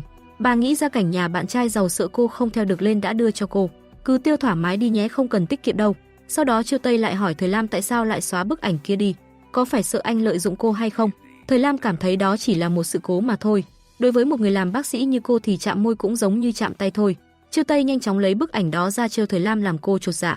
Cô vội cướp lấy nhưng không được. Anh liền gửi bức ảnh đó cho cô. Anh bắt Thời Lam phải mời mình ăn trưa hoặc mua cà phê. Tiếp theo bệnh viện dự định sẽ chọn một bác sĩ ở khoa nhi cho lên hình. Viện trưởng gọi Thời Lam vào hỏi ý kiến của cô xem nên chọn ai. Bác sĩ Trung đã từ chối lên hình nên chỉ còn bác sĩ Giang và bác sĩ Hứa. Trư Tây cố tình hỏi Thời Lam thấy Giang Hoài Minh như thế nào. Cô nói xét về năng lực thì anh ấy rất tốt. Lục Trư Tây lại hỏi, hình như cô và bác sĩ Giang khá thân thiết với nhau nhỉ? Về phía bác sĩ Hứa cô ấy là cháu gái của viện phó Hứa nên cũng cần tham khảo ý kiến của ông. Sau đó Lục Trư Tây và Thời Lam đi ăn trưa với nhau. Anh nói lúc ở trên xe bác gái nói sợ con gái gặp được người không tốt, nên anh đã quyết định lúc đầu không làm theo sách lược của cô là đúng đắn nhất. Anh đề nghị hai người cứ tiếp tục giả vờ hẹn hò để bác gái yên tâm hơn, còn tạo kiểu chụp ảnh để Thời Lam gửi cho mẹ xem. Lục Trư Tây cố tình gặn hỏi Thời Lam về bác sĩ Giang, nhưng câu trả lời của cô lại khiến anh không hài lòng. Lúc quay về hai người còn mải mê bàn phương án chia tay mà không chú ý tới bố của Lục Trư Tây. Anh liền kêu Thời Lam ra ngoài làm việc trước. Bố đã biết chuyện của anh với Thời Lam thông qua mẹ nên căn dặn anh phải cẩn thận chuyện yêu đương. Sau đó bố lại nói muốn anh giải quyết ổn thỏa chuyện của cô Quý. Nếu không có thể cổ đông Trương sẽ triệu tập các cổ đông kháng nghị lại quyết định quay phim tài liệu của Lục Trư Tây. Bố tin rằng con có thể giải quyết chuyện này, nhưng bố càng mong con giải quyết nó trong êm đẹp. Lục Trư Tây lập tức hứa với ông sẽ cố gắng giải quyết thật tốt. Tiễn bố đi xong anh lại rủ Thời Lam ra ngoài đi dạo. Thời Lam cảm thấy bố anh không giống các ông chủ doanh nghiệp lớn mà cô thường thấy trên TV. Cô có cảm giác ông điềm đạm dễ gần hơn. Lục Trư Tây nói với cô, anh thật sự rất muốn giúp bố quản lý doanh nghiệp nhưng năng lực vẫn chưa đủ. Tiếp đến nhờ Thời Lam giúp anh thông qua trợ lý của cô Quý hẹn gặp cô ấy giúp anh. Diệp Thời Lam thấy anh đưa ra phương án giải quyết nhanh như vậy thì rất bất ngờ. Cứ tưởng anh không muốn làm chức viện trưởng nữa nên cô mới tới xin lỗi chủ nhiệm Hoàng. Lục Trư Tây biết trước đây cô không tin tưởng anh nên cũng khá ngạc nhiên. Anh nói cô nên quen với việc được người khác giúp đỡ như vậy mới có cảm giác không cô độc một mình. Tối đến Giai Giai hỏi Thời Lam quan hệ của hai người tiến triển tới đâu rồi. Cô đã nói chuyện của bố cô cho anh biết chưa? Thời Lam cảm thấy giữa họ vẫn chưa thân thiết tới mức đó. Nhiều lúc cô cảm thấy mình có tình cảm với anh nhưng thân phận hai người quả thực quá khác biệt khiến cô rất lo âu. Giai Giai nói sẽ tìm cách đưa ra giải pháp tâm lý cho cô. Lúc này Thời Lam lấy ra tấm ảnh một nhà ba người của cô vui vẻ chụp ảnh với nhau. Trong lòng không khỏi thương nhớ mà xoa vào mặt bố. Lúc nhỏ cô từng cùng bố trên đường đi mua bánh kem. Thời Lam hiểu chuyện chỉ xin bố mua cho cô cái nhỏ nhất. Lần đầu được ăn nó ở nhà Tiểu Mỹ cô đã cảm thấy rất ngon. Nhà của bạn ấy và cả bố mẹ bạn ấy đều là những người thành công. Cô ước sau này lớn lên sẽ giống như họ.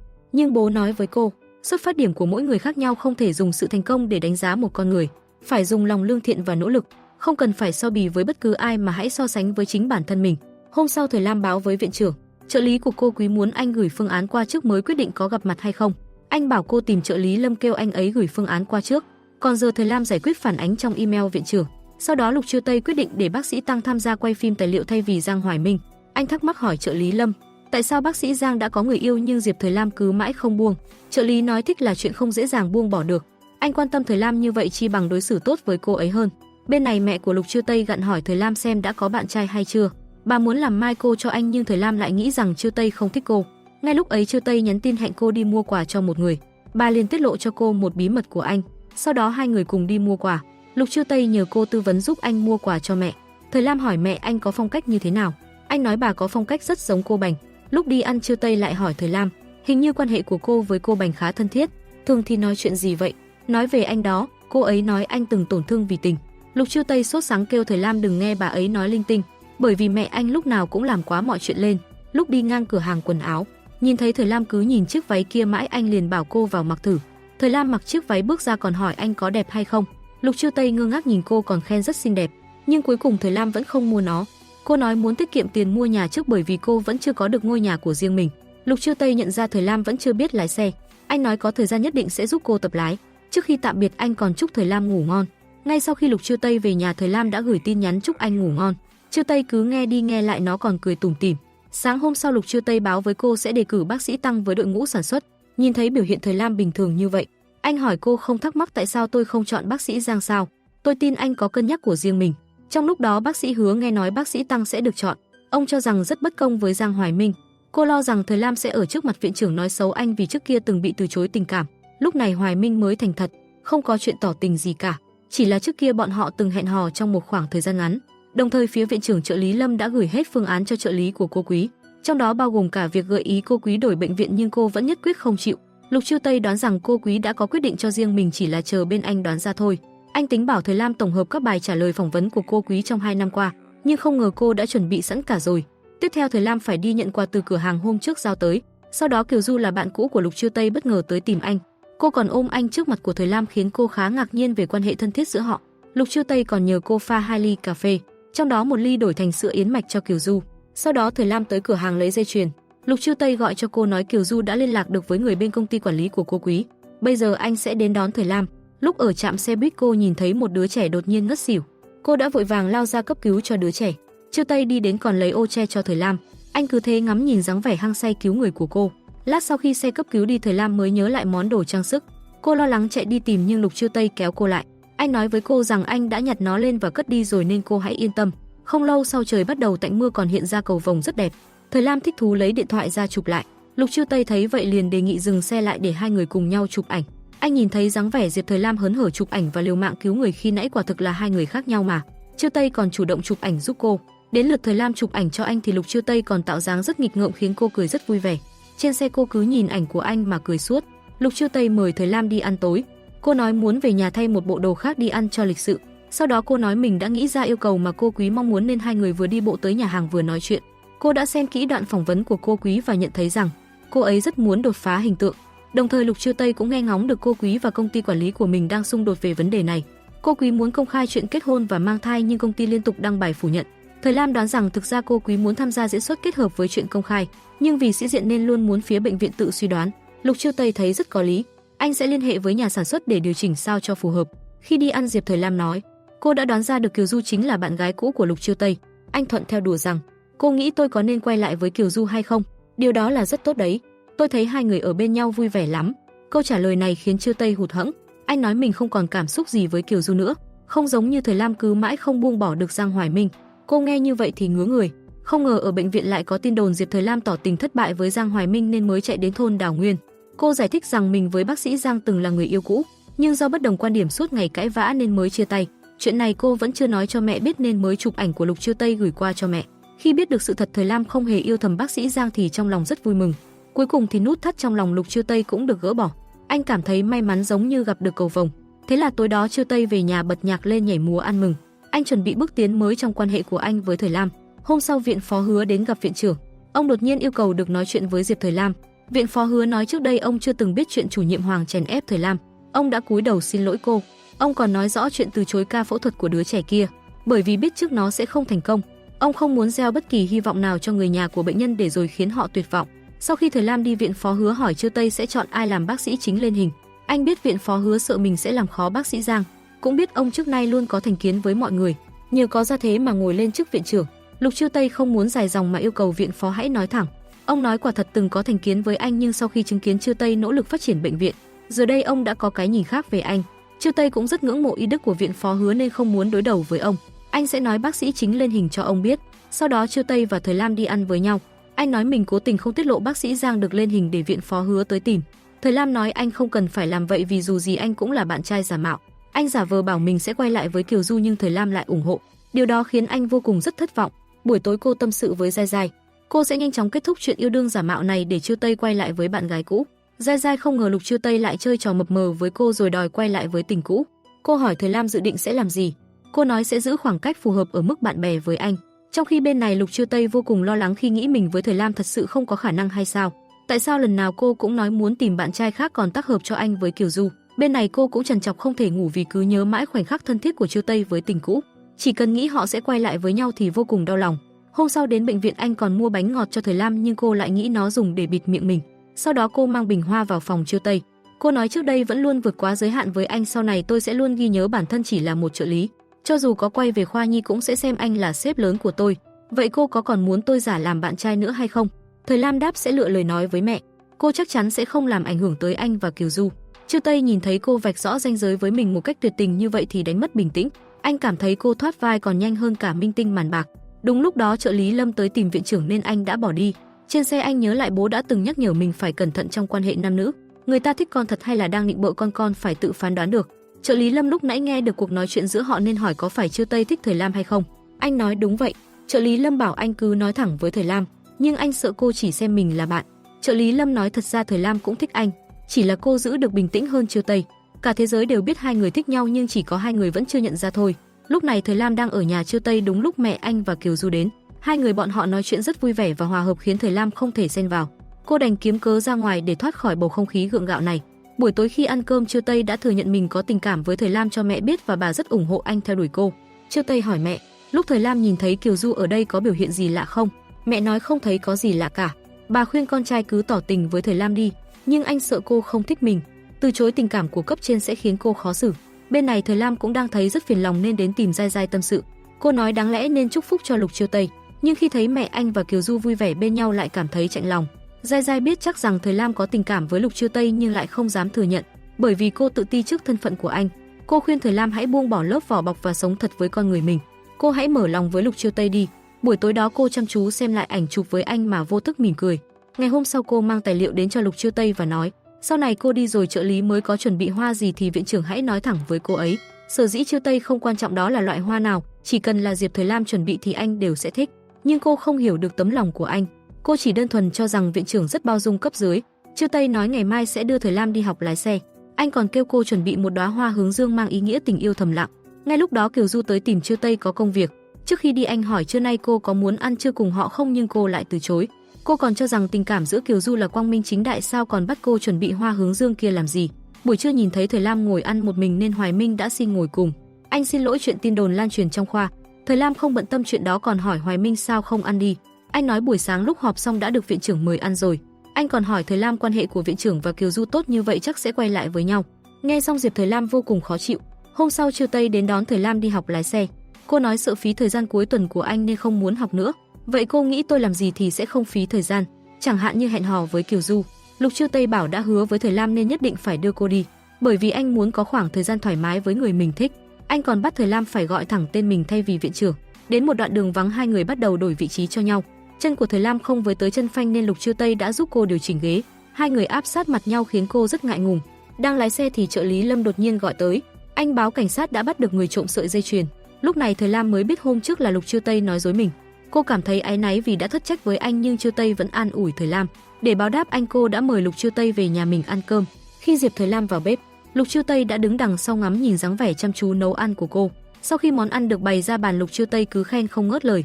Cô bắt đầu mở lòng hơn với Lục Chư Tây. Cô chia sẻ tâm sự với anh. Diệp Thời Lam ngày bé đã là một đứa trẻ vô cùng hiểu chuyện, thiếu thốn vật chất đối với cô không là gì cả. Cho tới một ngày bố cô qua đời, ông ấy luôn muốn có một ngôi nhà để cải thiện cuộc sống cho gia đình. Tuy nhiên trong một lần thầu xây dựng chủ đầu tư đột nhiên mất tích, điều đó buộc ông phải lấy hết tiền tiết kiệm để trả lương cho công nhân. Kết quả công sức bao nhiêu năm trời đều đổ sông đổ biển. Vì chuyện ấy khiến ông sốc tới mức không thể làm lại từ đầu được. Diệp Thời Lam bởi vì chịu ảnh hưởng từ bố nên cô vẫn luôn ước mơ có một căn nhà của riêng mình. Bố cô thì không từ mã biệt, còn mẹ thì lại tái hôn. Điều đó khiến cô nhận ra những thứ mình mong chờ quả thực rất mong manh. Tất cả chỉ có thể tự dựa vào bản thân để có được căn nhà của riêng mình mà thôi. Lục Chiêu Tây nói rằng, con người từ khi sinh ra đã có những cảm xúc của riêng mình, vừa phải duy trì sự độc lập cũng vừa phải học cách dựa dẫm vào người khác, để khi rời khỏi người khác vẫn có thể sống tốt, đồng thời khi dựa dẫm ai đó cũng có thể tiến bước cùng họ. Sau bữa ăn Chiêu Tây chủ động rửa bát giúp Thời Lam. Cô bảo mẹ gửi lạp sườn từ dưới quê lên kêu anh mang cho bác gái một ít. Chiêu Tây kể năm ngoái mẹ anh ước con trai mình sẽ có bạn gái nhưng đến nay vẫn chưa thành hiện thực. Anh muốn nhờ Thời Lam giả làm bạn gái mình nhưng cô lại đề nghị anh nhờ Kiều Du sẽ hợp lý hơn. Sau đó cô quay sang lấy đồ thì bị cộc đầu. Lục Chiêu Tây lo lắng cho cô rồi thổi vào chỗ bị đau với hy vọng làm như vậy sẽ đỡ đau hơn. Dưới bầu không khí này hai người không thể kìm lòng được mà đã hôn nhau. Đột nhiên điện thoại của Giai Giai gọi đến phá hỏng bầu không khí lãng mạn này. Vì Giai Giai sắp quay về nên Thời Lam đã kêu Chiêu Tây mau rời đi. Anh đi về mà trong lòng không khỏi tiếc nuối nụ hôn lúc nãy. Tối về tập thể dục Lục Chiêu Tây cứ mãi nhớ về nụ hôn đó mà vui vẻ cười tủm tỉm. Tự nhiên anh thấy yêu đời hẳn ra. Bên này Thời Lam thì lại ngồi vào đầu bức tóc hối hận vì lúc nãy lỡ chạm môi anh. Cô đổ lỗi là do rượu mới làm mình như vậy. Ngày mai làm sao đối diện được với viện trưởng. Hôm sau Lục Chiêu Tây gọi thư ký Lâm tới đón. Anh nói tối qua vì uống rượu với Thời Lam mà mất ngủ cả đêm. Thư ký Lâm ngạc nhiên hỏi anh mượn rượu tỏ tình bị từ chối à? Lục Chiêu Tây bảo không phải. Anh còn mừng thầm vì biết Thời Lam cũng có tình cảm với anh.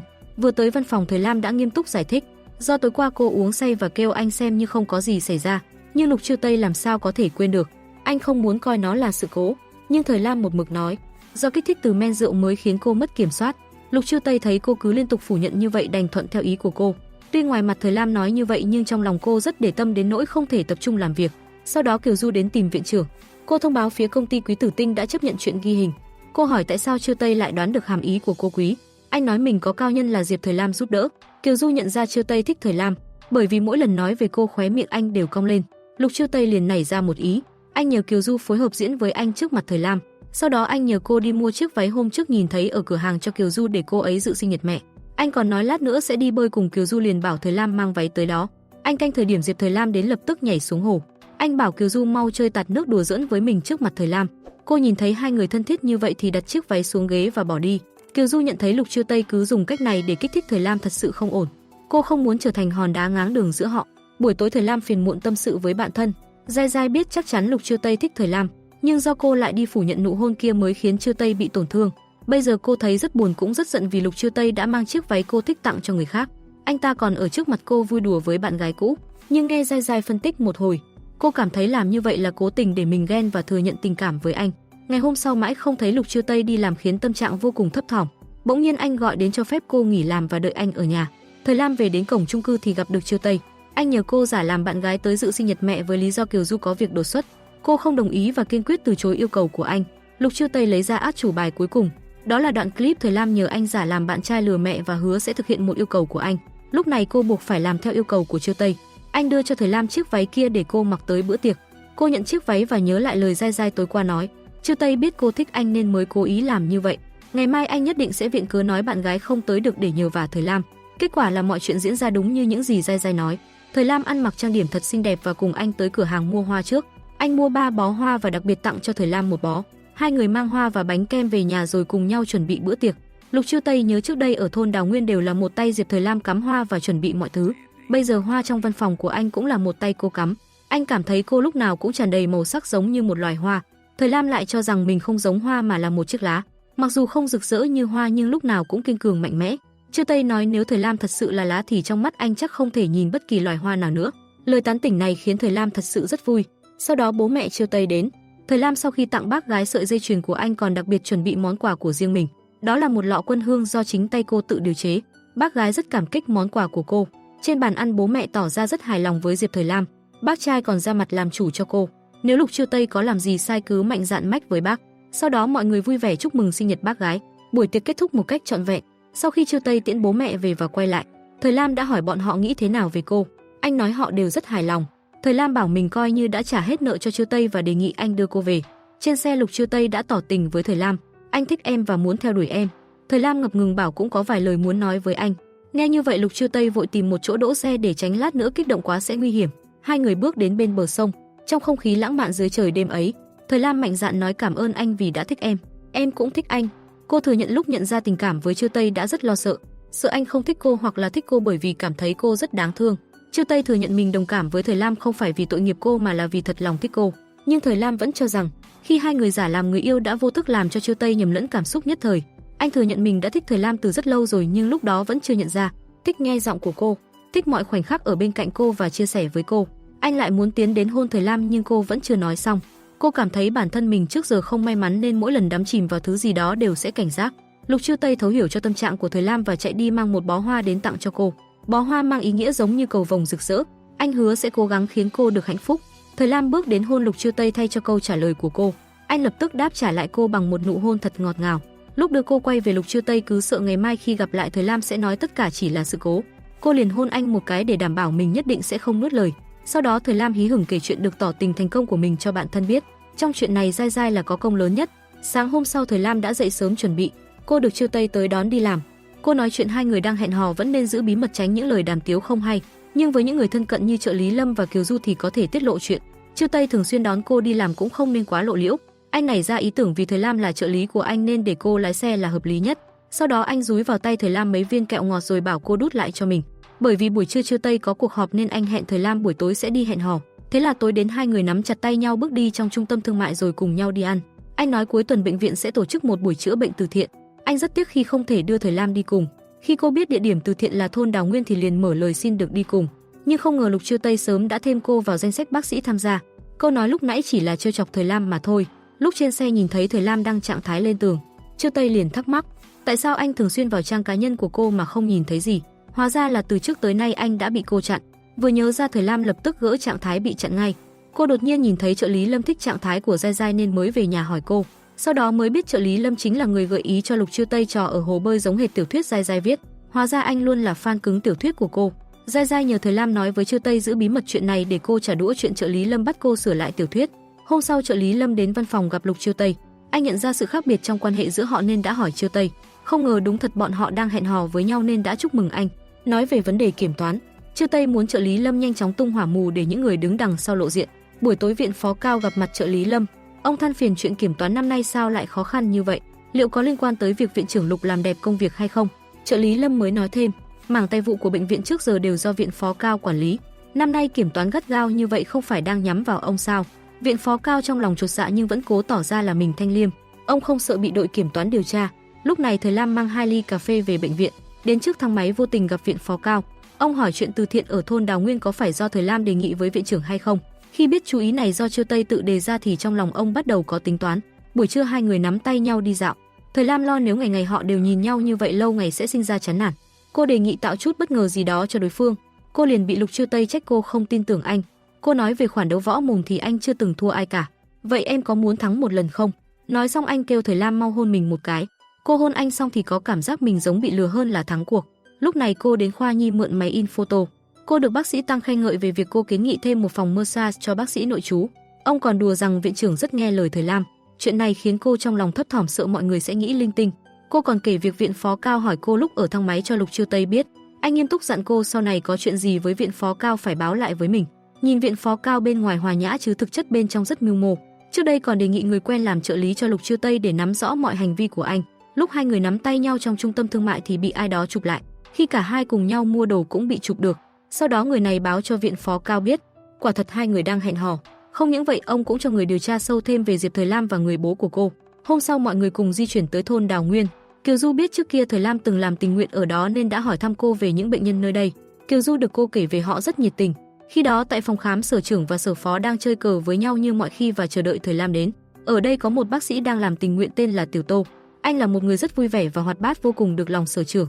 Trên xe bầu không khí đang vui vẻ bỗng nhiên vụt tắt vì một câu nói đùa của Lục Chiêu Tây. Kiều Du liền gợi chuyện để bác sĩ Tăng hỏi về mẫu bạn gái của viện trưởng. Anh liền nói mình đã có người trong lòng rồi càng làm Kiều Du nổi hứng trêu chọc. Mình từng là bạn gái cũ của anh. Nhìn thấy Lục Chiêu Tây bắt đầu lúng túng, Thời Lam liền kiếm chuyện cắt ngang để anh không khó xử. Không lâu sau mọi người cũng tới nơi và gặp được Tiểu Tô. Thời Lam giới thiệu mọi người với nhau. Kiều Du cùng bác sĩ Tăng rất muốn được cho dê ăn nên kêu anh đưa họ đi. Sau đó Thời Lam liền thưởng cho Lục Chiêu Tây một cái hôn. Chưa kịp lau đi vết son thì sở trưởng và sở phó đến. Cô viện cớ anh bị nóng mặt nên để Chiêu Tây mau chạy đi rửa. Tiếp theo cô tặng hai người rất nhiều quà mình mang từ thành phố đến. Không lâu sau buổi khám từ thiện đã bắt đầu và rất đông thôn dân đến khám. Lục Chiêu Tây nhìn thấy bác sĩ Hoàng nhiệt tình hướng dẫn cho một đứa trẻ bị nói lắp thì rất hài lòng. Anh còn lấy danh nghĩa cá nhân mua sách của ông ấy tặng cho thôn dân và nói đây là chú ý của Thời Lam. Hoàng Bách Hào cảm kích cảm ơn viện trưởng và Diệp Thời Lam. Đúng lúc gặp lại bà Phòng ở đây, bà vui vẻ kể về chuyện trước đây từng gây hiểu lầm làm viện trưởng bị Thời Lam cầm chổi đuổi đánh. Bên này Giai Giai không thấy trợ lý Lâm đến quán cà phê thì rất trông mong anh. Mãi tới khi cô chuẩn bị tan làm thì anh mới đến. Vì vậy Giai Giai quyết định nán lại quán cà phê để trò chuyện cùng anh. Cô giả vờ lấy danh nghĩa tình cảm để đoán ra thân phận đang che giấu của trợ lý Lâm. Cô còn xem chỉ tay anh để bói toán. Theo những gì Giai Giai nói, trợ lý Lâm nhận ra cô quen biết Diệp Thời Lam nên mới rõ chuyện yêu đương của hai người họ như vậy. Khi đó Thời Lam và Chiêu Tây đã tiễn đoàn xe của bệnh viện trở về. Thời Lam bảo anh đến nhà nghỉ trong trấn để nghỉ ngơi nhưng Chiêu Tây cứ đòi ở lại đây. Cô nói không được vì sợ quan hệ của bọn họ sẽ bị người ta phát hiện. Chiêu Tây lập tức trêu cô. Anh nói muốn ngủ ở phòng truyền dịch chứ không phải phòng Thời Lam. Anh còn nói không lẽ cô có suy nghĩ không đứng đắn với mình hay sao? Thời Lam bị trêu đến xấu hổ cầm cành cây nhỏ rượt đánh anh. Không may bị sở trưởng và sở phó nhìn thấy. Cô ở trước mặt họ vẫn giấu giếm quan hệ yêu đương với Lục Chiêu Tây. Nếu không cả thôn đều sẽ biết hết. Đồng thời lúc đó trợ lý Lâm đang đi ăn cùng Giai Giai. Anh biết chuyện cô là bạn thân bác sĩ Diệp thì khá bất ngờ. Trùng hợp thay cô cũng là tác giả tiểu thuyết ngôn tình mà anh thích nhất. Hai người nói chuyện rất ăn ý với nhau còn coi đối phương như bạn tâm giao. Phía này Thời Lam đang gọi điện thoại với mẹ cô. Bà hỏi thăm về tình hình yêu đương của con gái với bạn trai. Đúng lúc nghe thấy giọng anh gọi Thời Lam nên muốn nói chuyện với anh. Bà hỏi anh món lạp sườn lần trước ăn có ngon hay không. Anh trả lời là rất ngon còn mong bà gửi thêm thật nhiều. Lục Chiêu Tây ngỏ ý muốn mời bác gái lên chơi. Mẹ của Thời Lam liền bảo nhà bao việc đi chơi làm sao được. Thế là anh liền hứa sẽ cùng Thời Lam về quê chơi một lần. Để tránh anh lại nói linh tinh, Thời Lam vội lấy lại điện thoại rồi chào tạm biệt mẹ.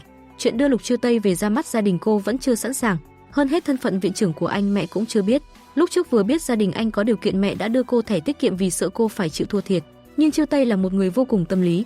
Vì anh đã nghĩ đến tình huống này nên mới chủ động xin mẹ đồ ăn để bà giảm bớt gánh nặng tâm lý. Thời Lam cảm thấy thật may mắn khi có được người bạn trai như vậy. Cô quàng tay qua cổ anh và muốn hôn anh nhưng tiếng sở phó đột nhiên cất lên cắt ngang hai người. Thời Lam chỉ có thể hôn vội vào mặt Chiêu Tây và môi của anh. Cô để căn phòng này lại cho Chiêu Tây ngủ còn mình sẽ sang phòng sở trưởng. Sáng ngày hôm sau mọi người cùng ăn sáng với nhau. Mấy món ăn này đều là do Tiểu Tô chuẩn bị. Sở phó khen tài nghệ nấu ăn của anh không ngớt, cậu ta còn nhanh nhẹn và tháo vác công việc hơn Thời Lam rất nhiều. Sở phó có ý tác hợp Tiểu Tô và Thời Lam với nhau. Anh hỏi bác sĩ Diệp chị thấy tôi thế nào khiến Thời Lam vô cùng bối rối. Cô nhìn sắc mặt Lục Chiêu Tây rồi từ chối khéo cho qua chuyện. Nhưng anh lại còn hỏi Tiểu Tô cảm thấy Thời Lam như thế nào. Tiểu Tô nói trước đây nghe sở trưởng và sở phó kể cứ tưởng cô là một người rất hung dữ đánh đá. Thời Lam không ngờ trong mắt hai vị tiền bối mình lại như thế. Họ liền cười bảo không phải như vậy. Còn nói sau khi cô quay lại đã thay đổi không ít. Lục Chiêu Tây còn trêu ghẹo Thời Lam với Tiểu Tô khiến anh ấy chủ động muốn nhắn tin qua lại với Thời Lam. Kết quả là nổi ghen lên với Tiểu Tô. Tranh thủ lúc rửa chén không có ai chú ý anh liền hôn Thời Lam một cái cho công bằng. Lúc này Tiểu Tô tiễn đoàn quay lại bệnh viện. Bác sĩ Tăng nhờ anh giữ bí mật chuyện mình bị chó rượt rơi xuống cống. Nhưng Tiểu Tô đã lỡ lời tiết lộ mất rồi. Anh còn nói lúc đó thấy một bóng trắng lướt nhanh qua cứ ngỡ đó là tiên nữ làm bác sĩ Tăng cười thích thú. Hai người còn hẹn nhau sẽ giữ liên lạc qua WeChat. Đồng thời khi đó sở trưởng và sở phó tặng rất nhiều quà và đồ ăn cho Thời Lam và Chiêu Tây mang về. Đặc biệt trong đó còn có quà mừng tân gia của cô. Họ sợ tới lúc đó sẽ không đến được nên mới mua tặng trước. Thời Lam vô cùng cảm kích tấm lòng của hai người. Cô cảm thấy thời gian qua ở thôn Đào Nguyên học được không ít kinh nghiệm quý giá, còn được sở trưởng và sở phó hết lòng giúp đỡ. Đặc biệt hơn là quen biết được Lục Chiêu Tây. Bên này trên xe buýt bệnh viện hai nữ bác sĩ đang bàn tán về mối quan hệ giữa trợ lý Diệp và viện trưởng. Bọn họ cho rằng hai người ấy sớm tối bên nhau chắc chắn đã nảy sinh tình cảm. Đồng thời lúc này trợ lý Lâm đang đi ăn cùng Giai Giai. Anh nhờ cô đoán xem khi nào Lục Chiêu Tây và Thời Lam sẽ bị phát hiện. Bọn họ cứ liếc mắt đưa tình như thế thì không lâu sẽ bại lộ. Giai Giai thấy thân phận họ cách biệt lớn như vậy sợ Thời Lam sẽ thiệt thòi, nên trợ lý đã trấn an cô hãy yên tâm. Thời Lam sắp quay về khoa nhi chắc sẽ không sao. Cô nhìn thấy trợ lý Lâm ăn nhanh quá nên nhắc nhở anh làm như vậy sẽ không tốt cho dạ dày. Anh nói mình biết chỉ là thường xuyên quên, có người nhắc nhở thì càng tốt. Vậy chúng ta thường xuyên đi ăn với nhau nhé. Nói xong hai người nhìn nhau cười ngượng ngùng. Trợ lý Lâm đề nghị giúp Giai Giai bán bản quyền cho phim điện ảnh. Anh nói mình có vài người quen trong ngành này. Giai Giai nghe xong rất vui mừng. Cô còn nói đùa rằng nếu lỡ có chuyện gì anh không được thoát fan đâu đấy. Yên tâm đi, tôi thích cô đâu phải ngày một ngày hai đâu. Bàn bạc xong hai người nâng ly chúc mừng hợp tác vui vẻ. Sau đó trợ lý Lâm báo cáo tình hình kiểm toán cho viện trưởng biết. Nhóm kiểm tra mãi vẫn chưa hành động khiến viện phó Cao cứ thấp thỏm không yên. Điều này chứng tỏ ông dù đã xử lý cẩn thận vẫn sợ có ngày bị phanh phui, chắc chắn sẽ nhanh chóng có hành động mới. Buổi trưa anh đến gặp Thời Lam còn được cô tặng một ly cà phê đặc biệt do chính tay cô pha. Cô hỏi Lục Chiêu Tây có nhớ hôm nay là ngày gì không, nhưng anh vẫn không nhớ. Hóa ra là ngày nhận lương của Thời Lam. Cô quyết định tối nay sẽ mời Trư Tây đi ăn với mình. Hai người nắm tay nhau thân mật. Họ đang nghĩ kế hoạch sau khi Thời Lam quay về khoa nhi sẽ lén lút gặp nhau thế nào. Đúng lúc nhìn thấy bác sĩ Tăng và Kiều Du đi đến, cô vội vàng rút tay ra rồi đứng dậy. Vì Thời Lam sắp quay lại khoa nhi nên mọi người muốn mở một bữa tiệc chào mừng cô. Thời Lam đề nghị sẽ chiêu đãi họ nhưng bị Trư Tây cướp lời. Anh sẽ bỏ tiền ra chiêu đãi nhưng sẽ không tham gia để họ thoải mái. Trở về văn phòng, anh giả vờ than đau tay để Thời Lam quan tâm tới mình. Cô thổi nhẹ rồi hôn một cái, anh liền hí hửng nói hết đau rồi. Khi đó ở khoa nhi đang đồn viện trưởng và Thời Lam đang quen nhau, nhưng bác sĩ Giang và bác sĩ Tăng cứ liên tục phủ nhận tin đồn, kiểu như họ không hề mong muốn hai người ở bên nhau vậy. Lúc này Thời Lam đang lái xe cho Lục Chiêu Tây. Anh thấy cứ như vậy mãi sẽ không ổn nên muốn cho cô vay tiền mua xe, nhưng Thời Lam không muốn, vì ưu tiên hàng đầu của cô là mua nhà. Để bạn trai không cảm thấy buồn vì không làm được gì cho mình, cô đã nhờ anh giúp mình tập thể dục. Sau đó hai người đi mua đồ tập. Chiêu Tây hỏi Thời Lam có hứng thú với môn thể thao nào không, nếu không rất khó kiên trì. Đúng lúc này trợ lý Lâm gọi thông báo, trong bệnh viện đã có tin đồn viện trưởng hẹn hò với Diệp Thời Lam. Chiêu Tây sợ Thời Lam ở bên cạnh sẽ nghe được liền vội cúp máy và tiếp tục hẹn hò với cô. Hôm nay là ngày cuối cùng Thời Lam làm trợ lý cho Chiêu Tây. Cô dạy anh thay nước và chăm sóc cây, với hy vọng khi cô không có ở đây nó sẽ thay mình bên cạnh anh. Sau đó viện phó Cao mời viện phó Hứa tới phòng mình uống trà. Nói là uống trà chứ thực ra đang muốn khích bác ông chống lại viện trưởng Lục. Còn Hứa sẽ phò tá cho viện phó Hứa ngồi lên chức viện trưởng. Đổi lại ông muốn viện phó Hứa giúp mình một việc. Lúc này Thời Lam giao lại hồ sơ mà lúc đầu trợ lý Lâm đã giao cho cô, còn chỉnh sửa một ít nội dung trong đó cho phù hợp với trợ lý mới. Sau khi bàn giao xong với Lục Chiêu Tây, cô nhờ Kiều Du tư vấn xem quán ăn nào phù hợp. Thế là cô ấy dẫn Thời Lam đến một quán ăn mình thường xuyên đến. Bình thường ở bệnh viện họ rất ít khi ăn cùng nhau vì sợ phát hiện. Theo hiểu biết của Kiều Du về Lục Chiêu Tây, anh là người rất thích phô trương chuyện tình cảm. Nay lại vì Thời Lam mà nhẫn nhịn kiềm chế như vậy, chứng tỏ anh rất thích Thời Lam và tôn trọng cô. Ngày hôm sau Thời Lam và Lục Chiêu Tây cùng đi chơi cầu lông với nhau. Hai người thi xem sau 3 hiệp ai sẽ là người thắng cuộc. Nhưng nửa chừng Thời Lam mệt quá đã bỏ cuộc. Lục Chiêu Tây bảo anh thắng rồi muốn được bạn gái thưởng gì đó. Thời Lam nhanh chóng nhắm mắt lại nghĩ anh sẽ hôn mình, nhưng không ngờ Chiêu Tây lại nhéo cặp má đang ửng hồng của cô. Thời Lam không muốn tiếp tục chịu thua liền đứng dậy yêu cầu anh phải chơi tiếp. Lúc này trợ lý Lâm gọi cho Giai Giai. Anh nhìn thấy trên WeChat cô đang trạng thái cạn ý tưởng nên đề nghị muốn giúp Giai Giai dần dần. Rồi anh bảo cô quay lưng lại thì bất ngờ trợ lý Lâm đang đứng phía sau. Anh cố tình canh giờ Giai Giai tan làm mới xuất hiện bên cạnh cô. Sau đó anh dẫn cô tới khu trò chơi để tìm cảm hứng sáng tác. Hai người nhập vai thành các nhân vật trong tiểu thuyết để trải nghiệm trò chơi. Họ cùng nhau chơi đua xe, bắn súng bóng rổ và cuối cùng là gắp thú nhồi bông. Giai Giai cứ gắp mãi không xong, trong khi trợ lý Lâm lại rất thành công. Điều đó khiến cô ngưỡng mộ vô cùng. Anh liền dạy cho Giai Giai cách làm, còn đặt tay lên tay cô khiến Giai Giai rất ngại ngùng. Cuối cùng cô lấy được rất nhiều thú bông nhưng Giai Giai chỉ muốn giữ lại 2 con. Số còn lại trợ lý Lâm đã tặng cho bé gái và cậu bé ở đằng kia. Lúc này Lục Chiêu Tây và Thời Lam đã trở về nhà sau buổi chơi cầu lông. Cô than cả người đau nhức mệt mỏi nên Lục Chiêu Tây liền nhiệt tình giúp cô giãn cơ. Vì lát nữa cả nhà có hẹn sẽ ăn cùng nhau nên bố mẹ Chiêu Tây đã đến nhà anh. Bọn họ nghe những tiếng kêu nhạy cảm của Thời Lam thì hiểu lầm đôi trẻ đang làm gì đó mờ ám. Họ sợ xấu hổ liền vội vàng muốn ra ngoài. Bỗng nhiên tiếng chuông điện thoại reo lên thu hút sự chú ý nên cả hai đã chạy ra chào hỏi bố mẹ.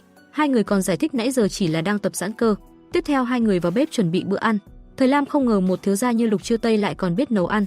Hóa ra từ bé bố mẹ đã bắt anh học nấu rồi, còn nuôi dạy anh trở nên đàng hoàng tử tế như vậy. Thời Lam cảm khái còn khen Lục Chiêu Tây không ngớt lời. Anh xấu hổ bảo cô nên nói về khuyết điểm của anh.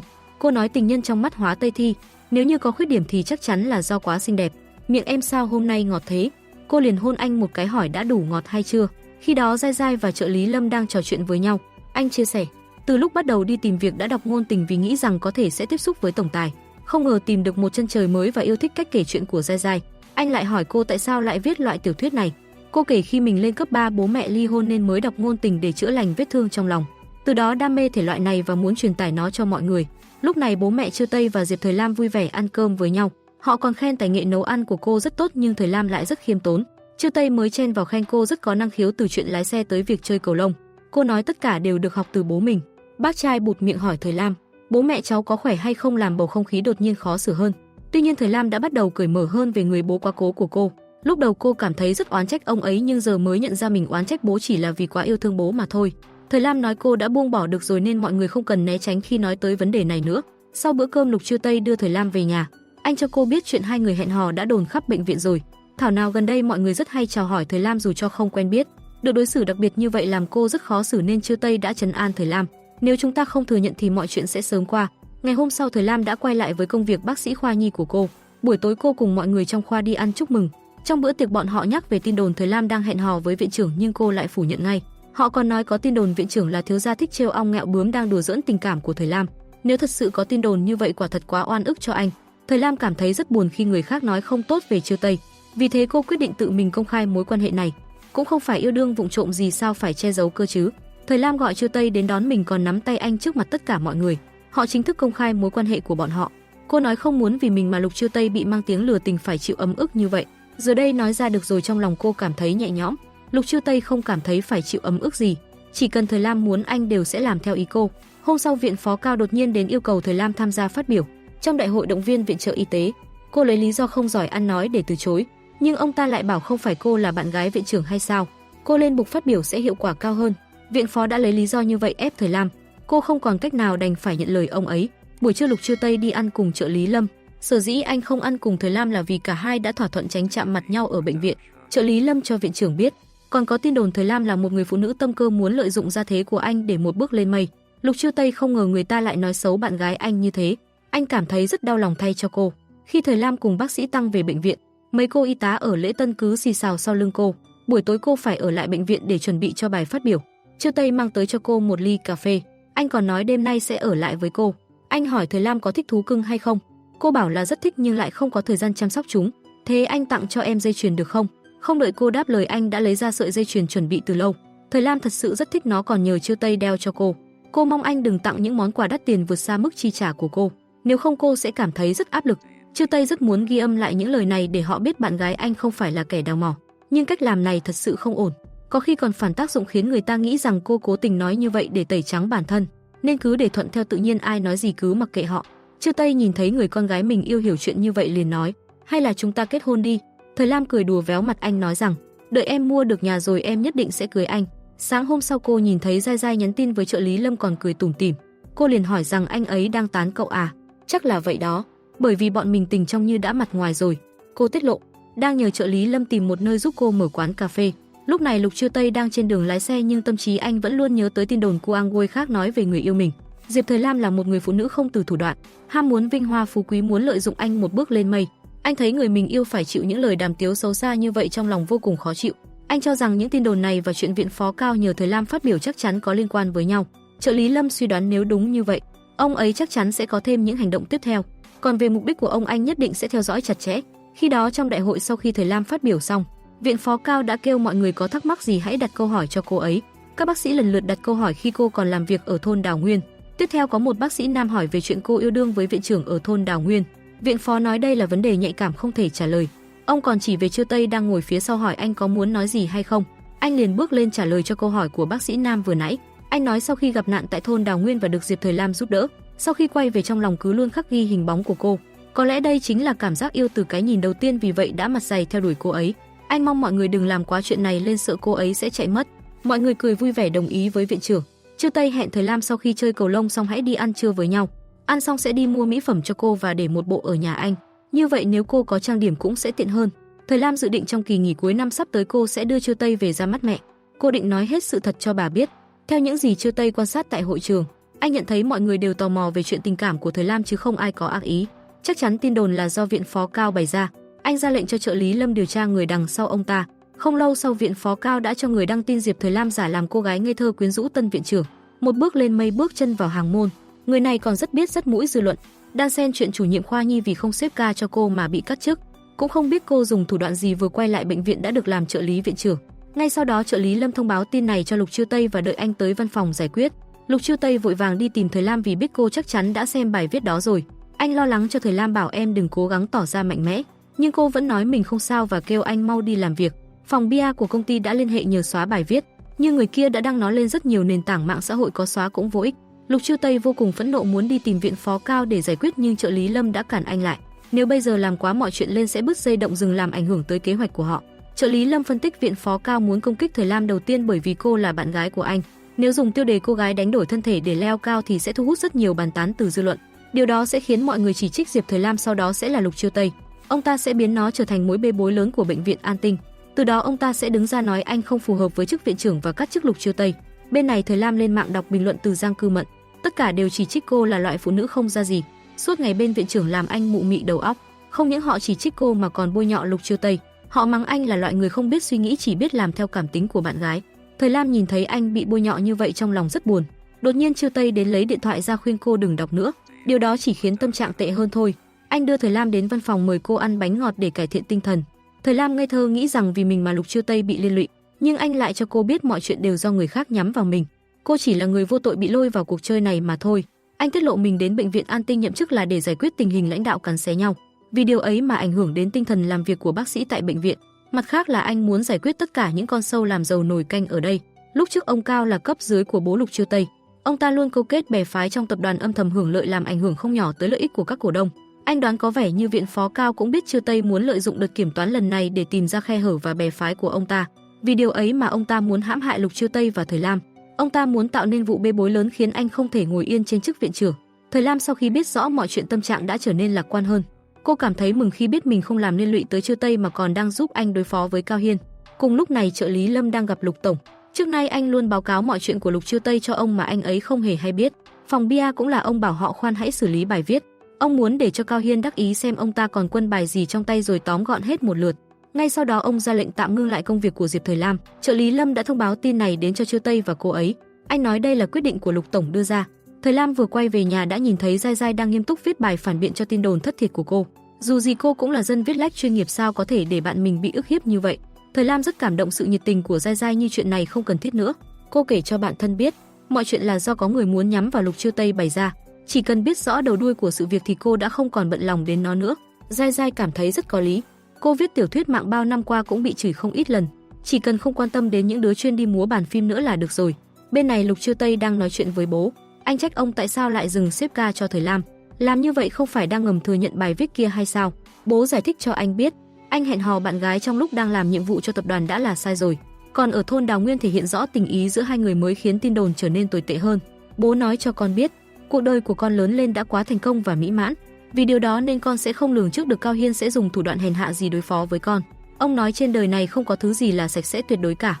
Chiêu Tây sau khi bị bố giáo huấn cuối cùng cũng hiểu cho cách làm của ông. Ngày hôm sau bài viết đó cũng đã lên hot search. Tuy may mắn không có người đặt lịch khám để làm Thời Lam bẽ mặt, nhưng họ lại biết số điện thoại của cô. Họ gọi liên tục nhằm làm cô rối trí mà làm liều. Khi đó viện phó Cao lại tiếp tục hỏi han tình hình với trợ lý Lâm. Ông ta tỏ ra mình không hề tin những tin đồn nhảm vớ va vớ vẩn này. Trợ lý Lâm đã hỏi liệu có biến động gì về nhân sự bệnh viện hay không. Viện phó Cao liền nói trước viện trưởng tiếp theo chắc chắn thuộc về viện phó Hứa. Chúng ta chỉ cần ở một bên hỗ trợ ông ấy là được rồi. Qua câu trả lời của Cao Hiên, trợ lý Lâm đã chắc chắn phía sau ông còn có đồng bọn. Anh đoán ông ta còn điều tra về gia đình Thời Lam. Trợ lý Lâm lập tức báo cho viện trưởng biết. Bài viết nói xấu hai người đã lan truyền mạnh mẽ trên hot search. Điều đó khó tránh người nhà của Thời Lam đọc được. Em trai của cô đã đọc nó và nói lại cho mẹ. Ngay lập tức bà gọi cho Thời Lam. Con chỉ cần nói cho mẹ biết Tiểu Lục có thật lòng đối tốt với con hay không. Mẹ yên tâm đi, anh ấy thật lòng thích con và con cũng như vậy. Con thích anh ấy không phải vì anh ấy có tiền, cũng không phải vì anh ấy là viện trưởng. Cô hứa tháng sau sẽ cùng anh trở về nhà giải thích rõ với mẹ. Mẹ nghe thấy cô nói vậy cũng đã yên tâm hơn phần nào. Sau đó cô cũng chào mẹ và tắt máy. Lục Chiêu Tây ở phía sau đã nghe hết toàn bộ câu chuyện. Anh cho rằng nói ra hết sự thật sẽ thoải mái hơn nên Thời Lam đã kể cho anh nghe một tâm sự mà cô luôn chôn giấu. Khi bố vừa mất đi, cô đã vô tình tìm được một bức thư của mẹ. Bà nói cuộc sống này quả thực quá khó khăn và khắc nghiệt. Điều đó khiến bà cảm thấy vô cùng mệt mỏi và muốn chấm dứt tất cả. Thời Lam cũng không hiểu sao cuối cùng mẹ lại từ bỏ ý định đó, nhưng trong lòng cô luôn tự nhủ sẽ không bao giờ tạo thêm gánh nặng cho bà. Sau khi mẹ tái hôn và sinh em trai thì trong nhà dần trở nên chật chội hơn. Vì điều đó mà Thời Lam đã chuyển sang ở ký túc xá. Cô còn tự kiếm tiền sinh hoạt. Em chỉ mong bà ấy sống thật tốt, đừng như bố em. Chiêu Tây ôm lấy Thời Lam mà an ủi cô. Anh chắc chắn bác ấy rất yêu em. Em không phải là gánh nặng của bác mà là dũng khí để bác tiếp tục sống. Đúng lúc đó bố Lục Chiêu Tây gọi đến bảo ông không khỏe, nhờ anh đi công tác mấy ngày giúp ông. Anh nhìn thấy số lạ gọi tới quấy rối Thời Lam nên dẫn bạn gái đi mua sim mới. Vì tối nay Chiêu Tây phải đi ngay nên Thời Lam đã giúp anh soạn đồ. Trong lúc anh bận xem lại tài liệu, cô đã ra nhận hàng giúp. Nhưng Chiêu Tây đột nhiên sốt sắng giữ lại cái túi. Thời Lam tức giận giật lại cái túi thì nhìn thấy bên trong có cả 3 con sói. Anh vội vàng giải thích đây là hàng tặng kèm, còn muốn cho cô xem hóa đơn. Thời Lam không bận tâm, còn nói dù gì anh cũng sẽ dùng tới. Để em đi cất hộ anh. Chiêu Tây xấu hổ còn tự tát mình một cái. Sau khi anh đi, Lục tổng liền gọi Thời Lam tới gặp mình. Hóa ra ông không hề ốm đau gì cả. Vốn dĩ ban đầu ông để Lục Chiêu Tây làm viện trưởng là vì muốn thử thách và rèn luyện anh. Bởi vì môi trường anh lớn lên đều thuận buồm xuôi gió nên sẽ không hiểu được sự vận hành phức tạp của xã hội. Mục đích ông gọi Thời Lam tới là muốn cô tạm thời chia tay với con trai mình. Chỉ cần cô không còn dính dáng gì tới Lục Chiêu Tây thì Cao Hiên sẽ không còn làm khó cô nữa. Nếu không, Cao Hiên sẽ tiếp tục ra tay và lôi cả chuyện của bố cô ra để mọi người bàn tán. Thời Lam biết ông chỉ vì muốn tốt cho lợi ích chung nên đã đồng ý, và đặc biệt phải giữ bí mật với Lục Chiêu Tây. Khi đó anh không hề hay biết gì, vẫn vui vẻ gọi video trò chuyện với Thời Lam. Anh còn hẹn cô sẽ cùng nhau đi Thiên An Môn xem kéo cờ. Thời Lam đột nhiên hỏi, Anh có thể thích em mãi mãi không khiến anh thấy rất lạ. Tuy nhiên câu trả lời của Chiêu Tây chắc là có rồi. Nghe được câu này cô đã yên tâm hơn và hạ quyết tâm làm theo kế hoạch của Lục tổng. Hôm sau cô xin phép viện phó Cao cho mình tới thôn Đào Nguyên viện trợ y tế. Cô còn cho ông biết mình và viện trưởng đã chia tay. Cao Hiên nghe xong khá ngỡ ngàng liền bảo cô quay về đợi phản hồi từ ông. Ngay sau đó ông gọi trợ lý Lâm hỏi chuyện về hai người họ. Trợ lý Lâm nói mình không rõ, nhưng có thể đoán đây là cách tốt nhất để Lục tổng xoa dịu dư luận. Biết chắc Cao Hiên không thể trơ mắt ngồi nhìn Lục Chiêu Tây ngồi yên trên ghế viện trưởng, trợ lý Lâm đã nói sẽ đứng về phe ông ta và bảo Cao Hiên nhờ đội kiểm toán điều tra chuyện của Lục Chiêu Tây. Đó là việc quyên góp máy siêu âm và dược phẩm cho thôn Đào Nguyên. Sau đó anh đến tìm Thời Lam kêu cô nhanh chóng xuất phát tới thôn Đào Nguyên tránh ở lại lâu sẽ dấy lên nghi ngờ. Thời Lam bước chân ra khỏi bệnh viện mà trong lòng lưu luyến ngoảnh lại nhìn nơi này. Cô ngắm nghía những bức ảnh của Lục Chiêu Tây mà mỉm cười hạnh phúc. Trước khi chính thức rời đi cô về nhà tạm biệt người bạn thân dai dai. Không ngờ sau tất cả cuối cùng cô lại quay về thôn Đào Nguyên. Nhưng lần này khác với lần trước, Thời Lam ra đi với tâm trạng rất bình thản, bởi cô biết chỉ cần vượt qua đợt sóng gió này mọi chuyện chắc chắn sẽ tốt lên. Sau đó cô đến thôn Đào Nguyên và tiết lộ một bí mật cho Tiểu Tô. Cô còn dặn anh không được để sở trưởng và sở phó biết. Đó là chuyện Thời Lam và Lục Chiêu Tây đã chia tay với nhau. Cô nói bản thân đến đây là để chữa lành tâm hồn sau nỗi đau thất tình. Từ đó Thời Lam vẫn tiếp tục công việc làm một bác sĩ tại vùng nông thôn của mình. Cô lấy những bức ảnh kỷ niệm của mình và Lục Chiêu Tây ra rồi cẩn thận treo nó lên khắp phòng. Cô treo lên để lưu giữ lại những khoảnh khắc đẹp khi hai người còn yêu nhau. Khi đó Lục Chiêu Tây vẫn chưa hề hay biết chuyện gì. Anh vẫn luôn vui vẻ nhắn tin hỏi han Thời Lam. Hai người còn gọi video cho nhau như chưa có chuyện gì xảy ra. Anh hỏi Thời Lam có đến sân bay đón mình hay không. Cô cố gắng viện lý do bận rộn để từ chối đón Lục Chiêu Tây. Cô dặn anh nên về nhà nghỉ ngơi trước thay vì đến bệnh viện.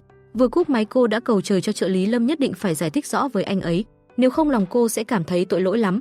Ngày hôm sau trợ lý Lâm đến đón viện trưởng đã trực tiếp đưa anh về nhà gặp Lục tổng. Trên xe trợ lý đã cho anh biết, trước đây mình luôn báo cáo từng hành động của anh cho ông ấy. Sau khi ông lừa anh đi công tác đã gọi Diệp Thời Lam đến. Ông bảo cô chia tay với con trai mình để đánh lừa Cao Hiên. Lục Chiêu Tây nghe xong vô cùng cáu gắt. Anh không ngờ mình là đương sự trong chuyện này mà lại bị phong tỏa thông tin đến giờ mới biết. Anh càng muốn nhấc máy lên gọi cho cô hỏi rõ nhưng cuối cùng lại thôi. Trong khi đó cô vẫn luôn thấp thỏm đợi chờ cuộc gọi của anh. Điều bất ngờ là tin nhắn gửi đến lại là trợ lý Lâm. Anh nói chuyện của hai người cho Chiêu Tây biết rồi. Thời Lam vội gọi điện cho Lục Chiêu Tây để giải thích với anh. Anh nhận ra cô đang rất áy náy nên đã giả vờ tức giận với Thời Lam. Anh nói mình có thể thông cảm nhưng không đồng nghĩa sẽ không tức giận. Cả bệnh viện ai cũng biết hai người đã chia tay, chỉ có anh ngây thơ nghĩ mình vẫn có bạn gái. Cô vô cùng áy náy xin lỗi Lục Chiêu Tây còn nhận là do mình sai rồi.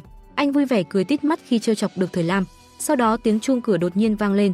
Anh đã nhanh trí cúp máy và chuyển sang tâm trạng khác hoàn toàn lúc nãy để đón tiếp bố anh. Anh hỏi ông ấy tại sao đã giao bệnh viện An Tinh cho mình còn nhúng tay cùng trợ lý Lâm làm gì. Lục tổng nói rằng bệnh viện An Tinh cũng là của ông. Hơn nữa ông đã sớm chuẩn bị phương án thứ hai từ lâu. Từ lúc Lục Chiêu Tây quyên góp máy siêu âm và vật dụng y tế cho thôn Đào Nguyên, ông đã bảo anh ấy động tay vào giá cả và khâu thanh toán. Có như vậy mới khiến viện phó Cao hoàn toàn tin tưởng trợ lý Lâm và giúp Thời Lam thoát khỏi móng vuốt của ông ta. Lục Chiêu Tây không ngờ bố anh đã tính xa tới như vậy, càng không ngờ mình cũng là một con cờ trong kế hoạch này. Bây giờ các cổ đông đã ra quyết định cắt chức Lục Chiêu Tây bầu viện phó Hứa lên làm viện trưởng. Đồng thời trợ lý Lâm cũng đã tìm ra chứng cứ người đứng đằng sau bài viết kia. Hơn hết anh cũng có được niềm tin của Cao Hiên. Anh được ông ta giới thiệu vào nhóm của mình. Tới lúc đó mọi chuyện sẽ nhanh chóng được phơi bày. Ông hứa sẽ nhanh chóng trả lại danh dự cho Chiêu Tây, nhưng mặt khác cũng phê bình anh không cẩn thận mới bị người ta nắm lấy điểm yếu. Sau khi rõ mọi chuyện anh lại hỏi, bố có phải không muốn mình ở bên Thời Lam hay không? Nhưng bất ngờ ông lại bảo rằng chủ ý chia tay là do mẹ đề xuất. Sau đó Chiêu Tây nhờ trợ lý Lâm mang cây của Thời Lam tới nhà cho mình, sẵn tiện bàn bạc tiếp kế hoạch đối phó với Cao Hiên. Buổi tối Thời Lam liên tục nhắn tin xin lỗi Lục Chiêu Tây nhưng anh luôn tỏ vẻ là đang giận dỗi cô. Cuối cùng anh cho Thời Lam cơ hội gọi video để xin lỗi mình. Vừa nhìn thấy cô anh đã bắt đầu than thở nói rằng tưởng sau khi xuống máy bay có thể vui vẻ gặp lại bạn gái, kết cục lại bị tạt một gáo nước lạnh vào người, bị cấp dưới lừa gạt còn bạn gái thì quay lưng chạy mất, đến cả công việc cũng mất luôn. Nói xong lại giả vờ khóc lóc đáng thương trước mặt Thời Lam làm cô cảm thấy có lỗi với anh. Chiêu Tây nói nếu như bố lợi dụng chuyện này bắt chúng ta chia tay thật thì sao? Thì em sẽ theo đuổi anh lại từ đầu. Chiêu Tây nghe xong vô cùng đắc ý, lập tức bắt cô phải chủ động theo đuổi anh trước rồi tắt máy. Ngay hôm sau cô liên tục chủ động liên lạc với Lục Chiêu Tây. Cô chụp ảnh mình chạy bộ gửi cho anh rồi lại đến các món ăn. Kế đến là ảnh selfie của chính mình rồi hỏi phong cảnh đẹp hay là em đẹp. Anh liền nói, không ai có thể bì được với vẻ đẹp của tự nhiên. Câu nói đo như đang tát một gáo nước lạnh vào mặt cô. Tối hôm đó cô gửi một đóa hồng tới nhà Lục Chiêu Tây và hỏi, anh đã đồng ý làm bạn trai của mình hay chưa? Lục Chiêu Tây liền làm giá và bảo rằng bản thân anh không hề dễ dãi như vậy, không thể nói đôi ba câu là cua được. Thời Lam tỏ ra rất chán nản, chỉ có thể nói sẽ cố gắng thêm. Hôm sau Thời Lam cùng với sở trường và sở phó tiễn Tiểu Tô quay lại thành phố. Sẵn tiện cô xin nghỉ để quay lại đó tìm Lục Chiêu Tây xin lỗi anh cho tử tế. Đồng thời viện phó Cao cũng đã bị cảnh sát bắt đi.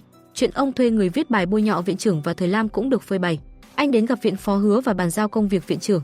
Ông nói khi Cao Hiên đến tìm ông hợp tác nhưng ông đã im lặng xem hắn ta sẽ làm thế nào. Bởi vì với chuyện làm viện trưởng ông vẫn mong muốn bệnh viện An Tinh phát triển tốt hơn. Sau đó Lục Chiêu Tây báo cho Thời Lam biết cô được lên báo rồi. Bây giờ cư dân mạng lại quay xe sang yêu mến Thời Lam và khen ngợi cô là một bác sĩ vô cùng tốt bụng lương thiện. Họ còn chia sẻ clip cô ra tay cứu người ở trạm xe buýt. Giai Giai cho biết tất cả chuyện này đều là Lục Chiêu Tây cho người xử lý giúp Thời Lam. Cô cảm thấy có người bạn trai đối tốt với mình như vậy là điều rất may mắn. Giai Giai khuyên cô nên chủ động tới tìm anh. Không ngờ hôm sau Lục Chiêu Tây đã đến thôn Đào Nguyên còn chụp ảnh gửi cho cô. Thời Lam vui mừng chạy đi xin phép nghỉ làm hôm nay và trang điểm thật xinh đẹp để đến gặp người yêu. Cô lén lút bước từng bước rón rén chuẩn bị cho anh một bất ngờ, nhưng nào ngờ lại bị Lục Chiêu Tây phát hiện. Anh còn nói cô không hề có thành ý xin lỗi còn chờ anh đến tận nơi mới chịu ra gặp. Cô vội vàng giải thích rằng cuối tuần sẽ về thăm anh nhưng không ngờ anh lại đến trước. Vừa dứt lời cô đã nhảy tới ôm chầm lấy Chiêu Tây còn muốn hôn anh nhưng bị cản lại. Anh liền nói chuyện cô đã làm anh còn chưa tính sổ với cô đâu nên đừng có mà nằm mơ. Tuy vậy anh vẫn không thể kiềm được trước sự đáng yêu của Thời Lam và hôn cô thắm thiết. Sau nụ hôn vừa rồi hai người vui vẻ làm lành với nhau. Rất nhanh Lục Chiêu Tây bắt đầu trở nên nghiêm túc và cho Thời Lam biết một chuyện. Đó là khi anh phát hiện một văn kiện điều tra về người nhà của Thời Lam ở văn phòng Cao Hiên. Trong đó ghi rằng mấy ngày trước khi bố cô mất đã tới bệnh viện kiểm tra và phát hiện mình mắc bệnh rất nặng. Vì không muốn làm gánh nặng cho gia đình nên ông đã chọn cách ra đi trong thầm lặng. Thời Lam nghe xong vô cùng bàng hoàng và đau lòng. Cô khóc nức nở tự trách bản thân trước nay cứ luôn oán trách ông. Lục Chiêu Tây lập tức ôm lấy Thời Lam và an ủi cô. Sau khi Thời Lam ngủ thiếp đi anh đã nhẹ nhàng lấy áo khoác mà đắp cho cô. Anh ngồi xuống để Thời Lam tựa vai lên người mình. Khi đó trợ lý Lâm đã tìm được một mặt bằng tốt và giới thiệu cho Giai Giai. Anh còn tận tay chuẩn bị cho cô bản kế hoạch để lát nữa bàn bạc với chủ quán. Cô cảm thấy khó khăn lắm, anh mới có một ngày nghỉ mà còn phải lên kế hoạch cho mình. Cô liền hỏi anh làm việc vất vả thế không mệt hay sao? Làm việc cho em sao có thể mệt được? Cô cảm ơn trợ lý Lâm còn nhìn anh trầm trầm và nói mình rất thích anh. Hai người cứ thế mà nhìn nhau mỉm cười. Cùng lúc đó Thời Lam và Lục Chiêu Tây thả đàn cá anh câu được về lại sông. Anh cảm thấy cuộc gặp gỡ của hai người tại thôn Đào Nguyên giống như định mệnh vậy. Nếu họ không gặp nhau rồi yêu nhau thì mãi cũng sẽ không bao giờ phát hiện sự thật về sự ra đi của bố. Tiếp theo hai người lái xe về lại phòng khám. Trên xe Thời Lam hỏi đêm nay anh sẽ ngủ ở đâu. Lục Chiêu Tây không nghĩ ngợi gì liền nói anh sẽ ngủ ở phòng Thời Lam còn cô sẽ ngủ ở phòng sở trưởng. Cô nghe xong thì khá thất vọng nhưng vẫn tiếp tục hỏi anh có mang thứ hôm trước để ở đầu tủ hay không. Lục Chiêu Tây liên tục phủ nhận mình không mang cái đó. Trong đầu anh không hề có bất cứ suy nghĩ đen tối nào cả. Sau đó cô đưa anh về phòng nghỉ ngơi. Trước khi tạm biệt còn hôn anh một cái mới chịu đi. Trong khi đó Giai Giai vừa nhận được một tin, tiểu thuyết của cô đã được đoàn phim mua lại rồi. Cô vui mừng ôm chầm lấy Lâm Khải Văn khiến anh rất hạnh phúc. Anh lấy hết can đảm tỏ tình với Giai Giai. Anh rất thích em, làm người yêu anh nhé. Sau đó anh ôm chầm lấy cô. Bên này mọi người đang vui vẻ ăn cơm cùng nhau. Thời Lam muốn sau bữa ăn sẽ cùng Lục Chiêu Tây đạp xe đi dạo, nhưng không ngờ rằng một vị thiếu gia như anh chưa từng biết đi xe đạp. Thế là cô liền ra tay huấn luyện cho anh. Nhìn thấy bộ dạng ngốc nghếch của anh lúc này khiến cô thấy rất mới mẻ. Kết quả anh đạp thế nào mà ngã vào ruộng rau nhà người ta, nhưng may là họ nhận ra bác sĩ Diệp nên mới không bắt đền anh. Chiêu Tây đến bên bờ suối trà sạch đôi giày của mình. Thời Lam nói cô dự định sắp tới sẽ quay về nhà tảo mộ cho bố và đưa bạn trai về ra mắt ông. Khi ấy trợ lý Lâm đã can đảm nắm lấy tay Giai Giai. Anh còn hạ quyết tâm sẽ công khai sở thích đọc ngôn tình của anh cho mọi người biết, bởi vì anh muốn ủng hộ công việc của bạn gái mình. Bên này Thời Lam đạp xe chở Lục Chiêu Tây đến một cánh đồng đầy hoa. Nơi này thật sự rất thích hợp để đôi chim di tỏ tình. Lục Chiêu Tây ra điều kiện chỉ cần em đuổi được anh nhất định sẽ làm bạn trai em. Vừa dứt câu hai người lập tức đuổi bắt nhau. Sau đó cô nhào vào lòng của Lục Chiêu Tây. Anh nghiêm túc hỏi, em chắc chắn sẽ không rời xa anh chứ? Em chắc chắn. Vừa dứt lời Lục Chiêu Tây đã quỳ xuống cầu hôn cô. Diệp Thời Lam, anh không chỉ muốn làm bạn trai của em, anh còn muốn em là mẹ của những đứa con anh. Em có đồng ý ở với anh cả đời này không? Thời Lam vui vẻ đồng ý. Anh từ từ đeo cho cô chiếc nhẫn kim cương 24 carat. Hai người hạnh phúc mà ôm hôn thắm thiết giữa cánh đồng đầy hoa. Tin vui này nhanh chóng được anh thông báo cho bố mẹ biết. Đồng thời mẹ của Thời Lam cũng được cô thông báo. Bà cảm thấy hạnh phúc thay cho con gái mình. Cô cũng đã nói mình rất yêu mẹ. Đến tối hôm đó Thời Lam tặng cho Chiêu Tây một nụ hôn chúc ngủ ngon. Nhưng anh lại không muốn để cô đi mà ôm lấy Thời Lam bế lên giường. Hai người họ cùng nhau trải qua một đêm mặn nồng trước tân hôn. Có thể nói khoảng thời gian gặp được Lục Chiêu Tây chính là khoảnh khắc mà cô hạnh phúc nhất. Sau khi mất bố, anh giống như ánh sáng soi rọi mọi góc tối trong tâm hồn của cô. Cô cũng đã dũng cảm buông bỏ quá khứ, không sợ hãi tương lai. Bây giờ cô rất trân trọng những ngày sắp tới được đồng hành bên cạnh anh. Chuyện tình lãng mạn của hai người tới đây cũng đã kết thúc. Cảm ơn các bạn đã cùng mình theo dõi xuyên suốt hết bộ phim. Hãy ủng hộ tụi mình bằng cách bấm like và đăng ký kênh nhé. Mọi người có góp về các bộ mới xin hãy để ở dưới bình luôn nha. Xin chào và hẹn gặp lại các bạn ở những bộ tiếp theo. Bye bye. Ok, phần review phim của ngày hôm nay đến đây là hết rồi. Xin chào tạm biệt và hẹn gặp lại các bạn ở những tập tiếp theo.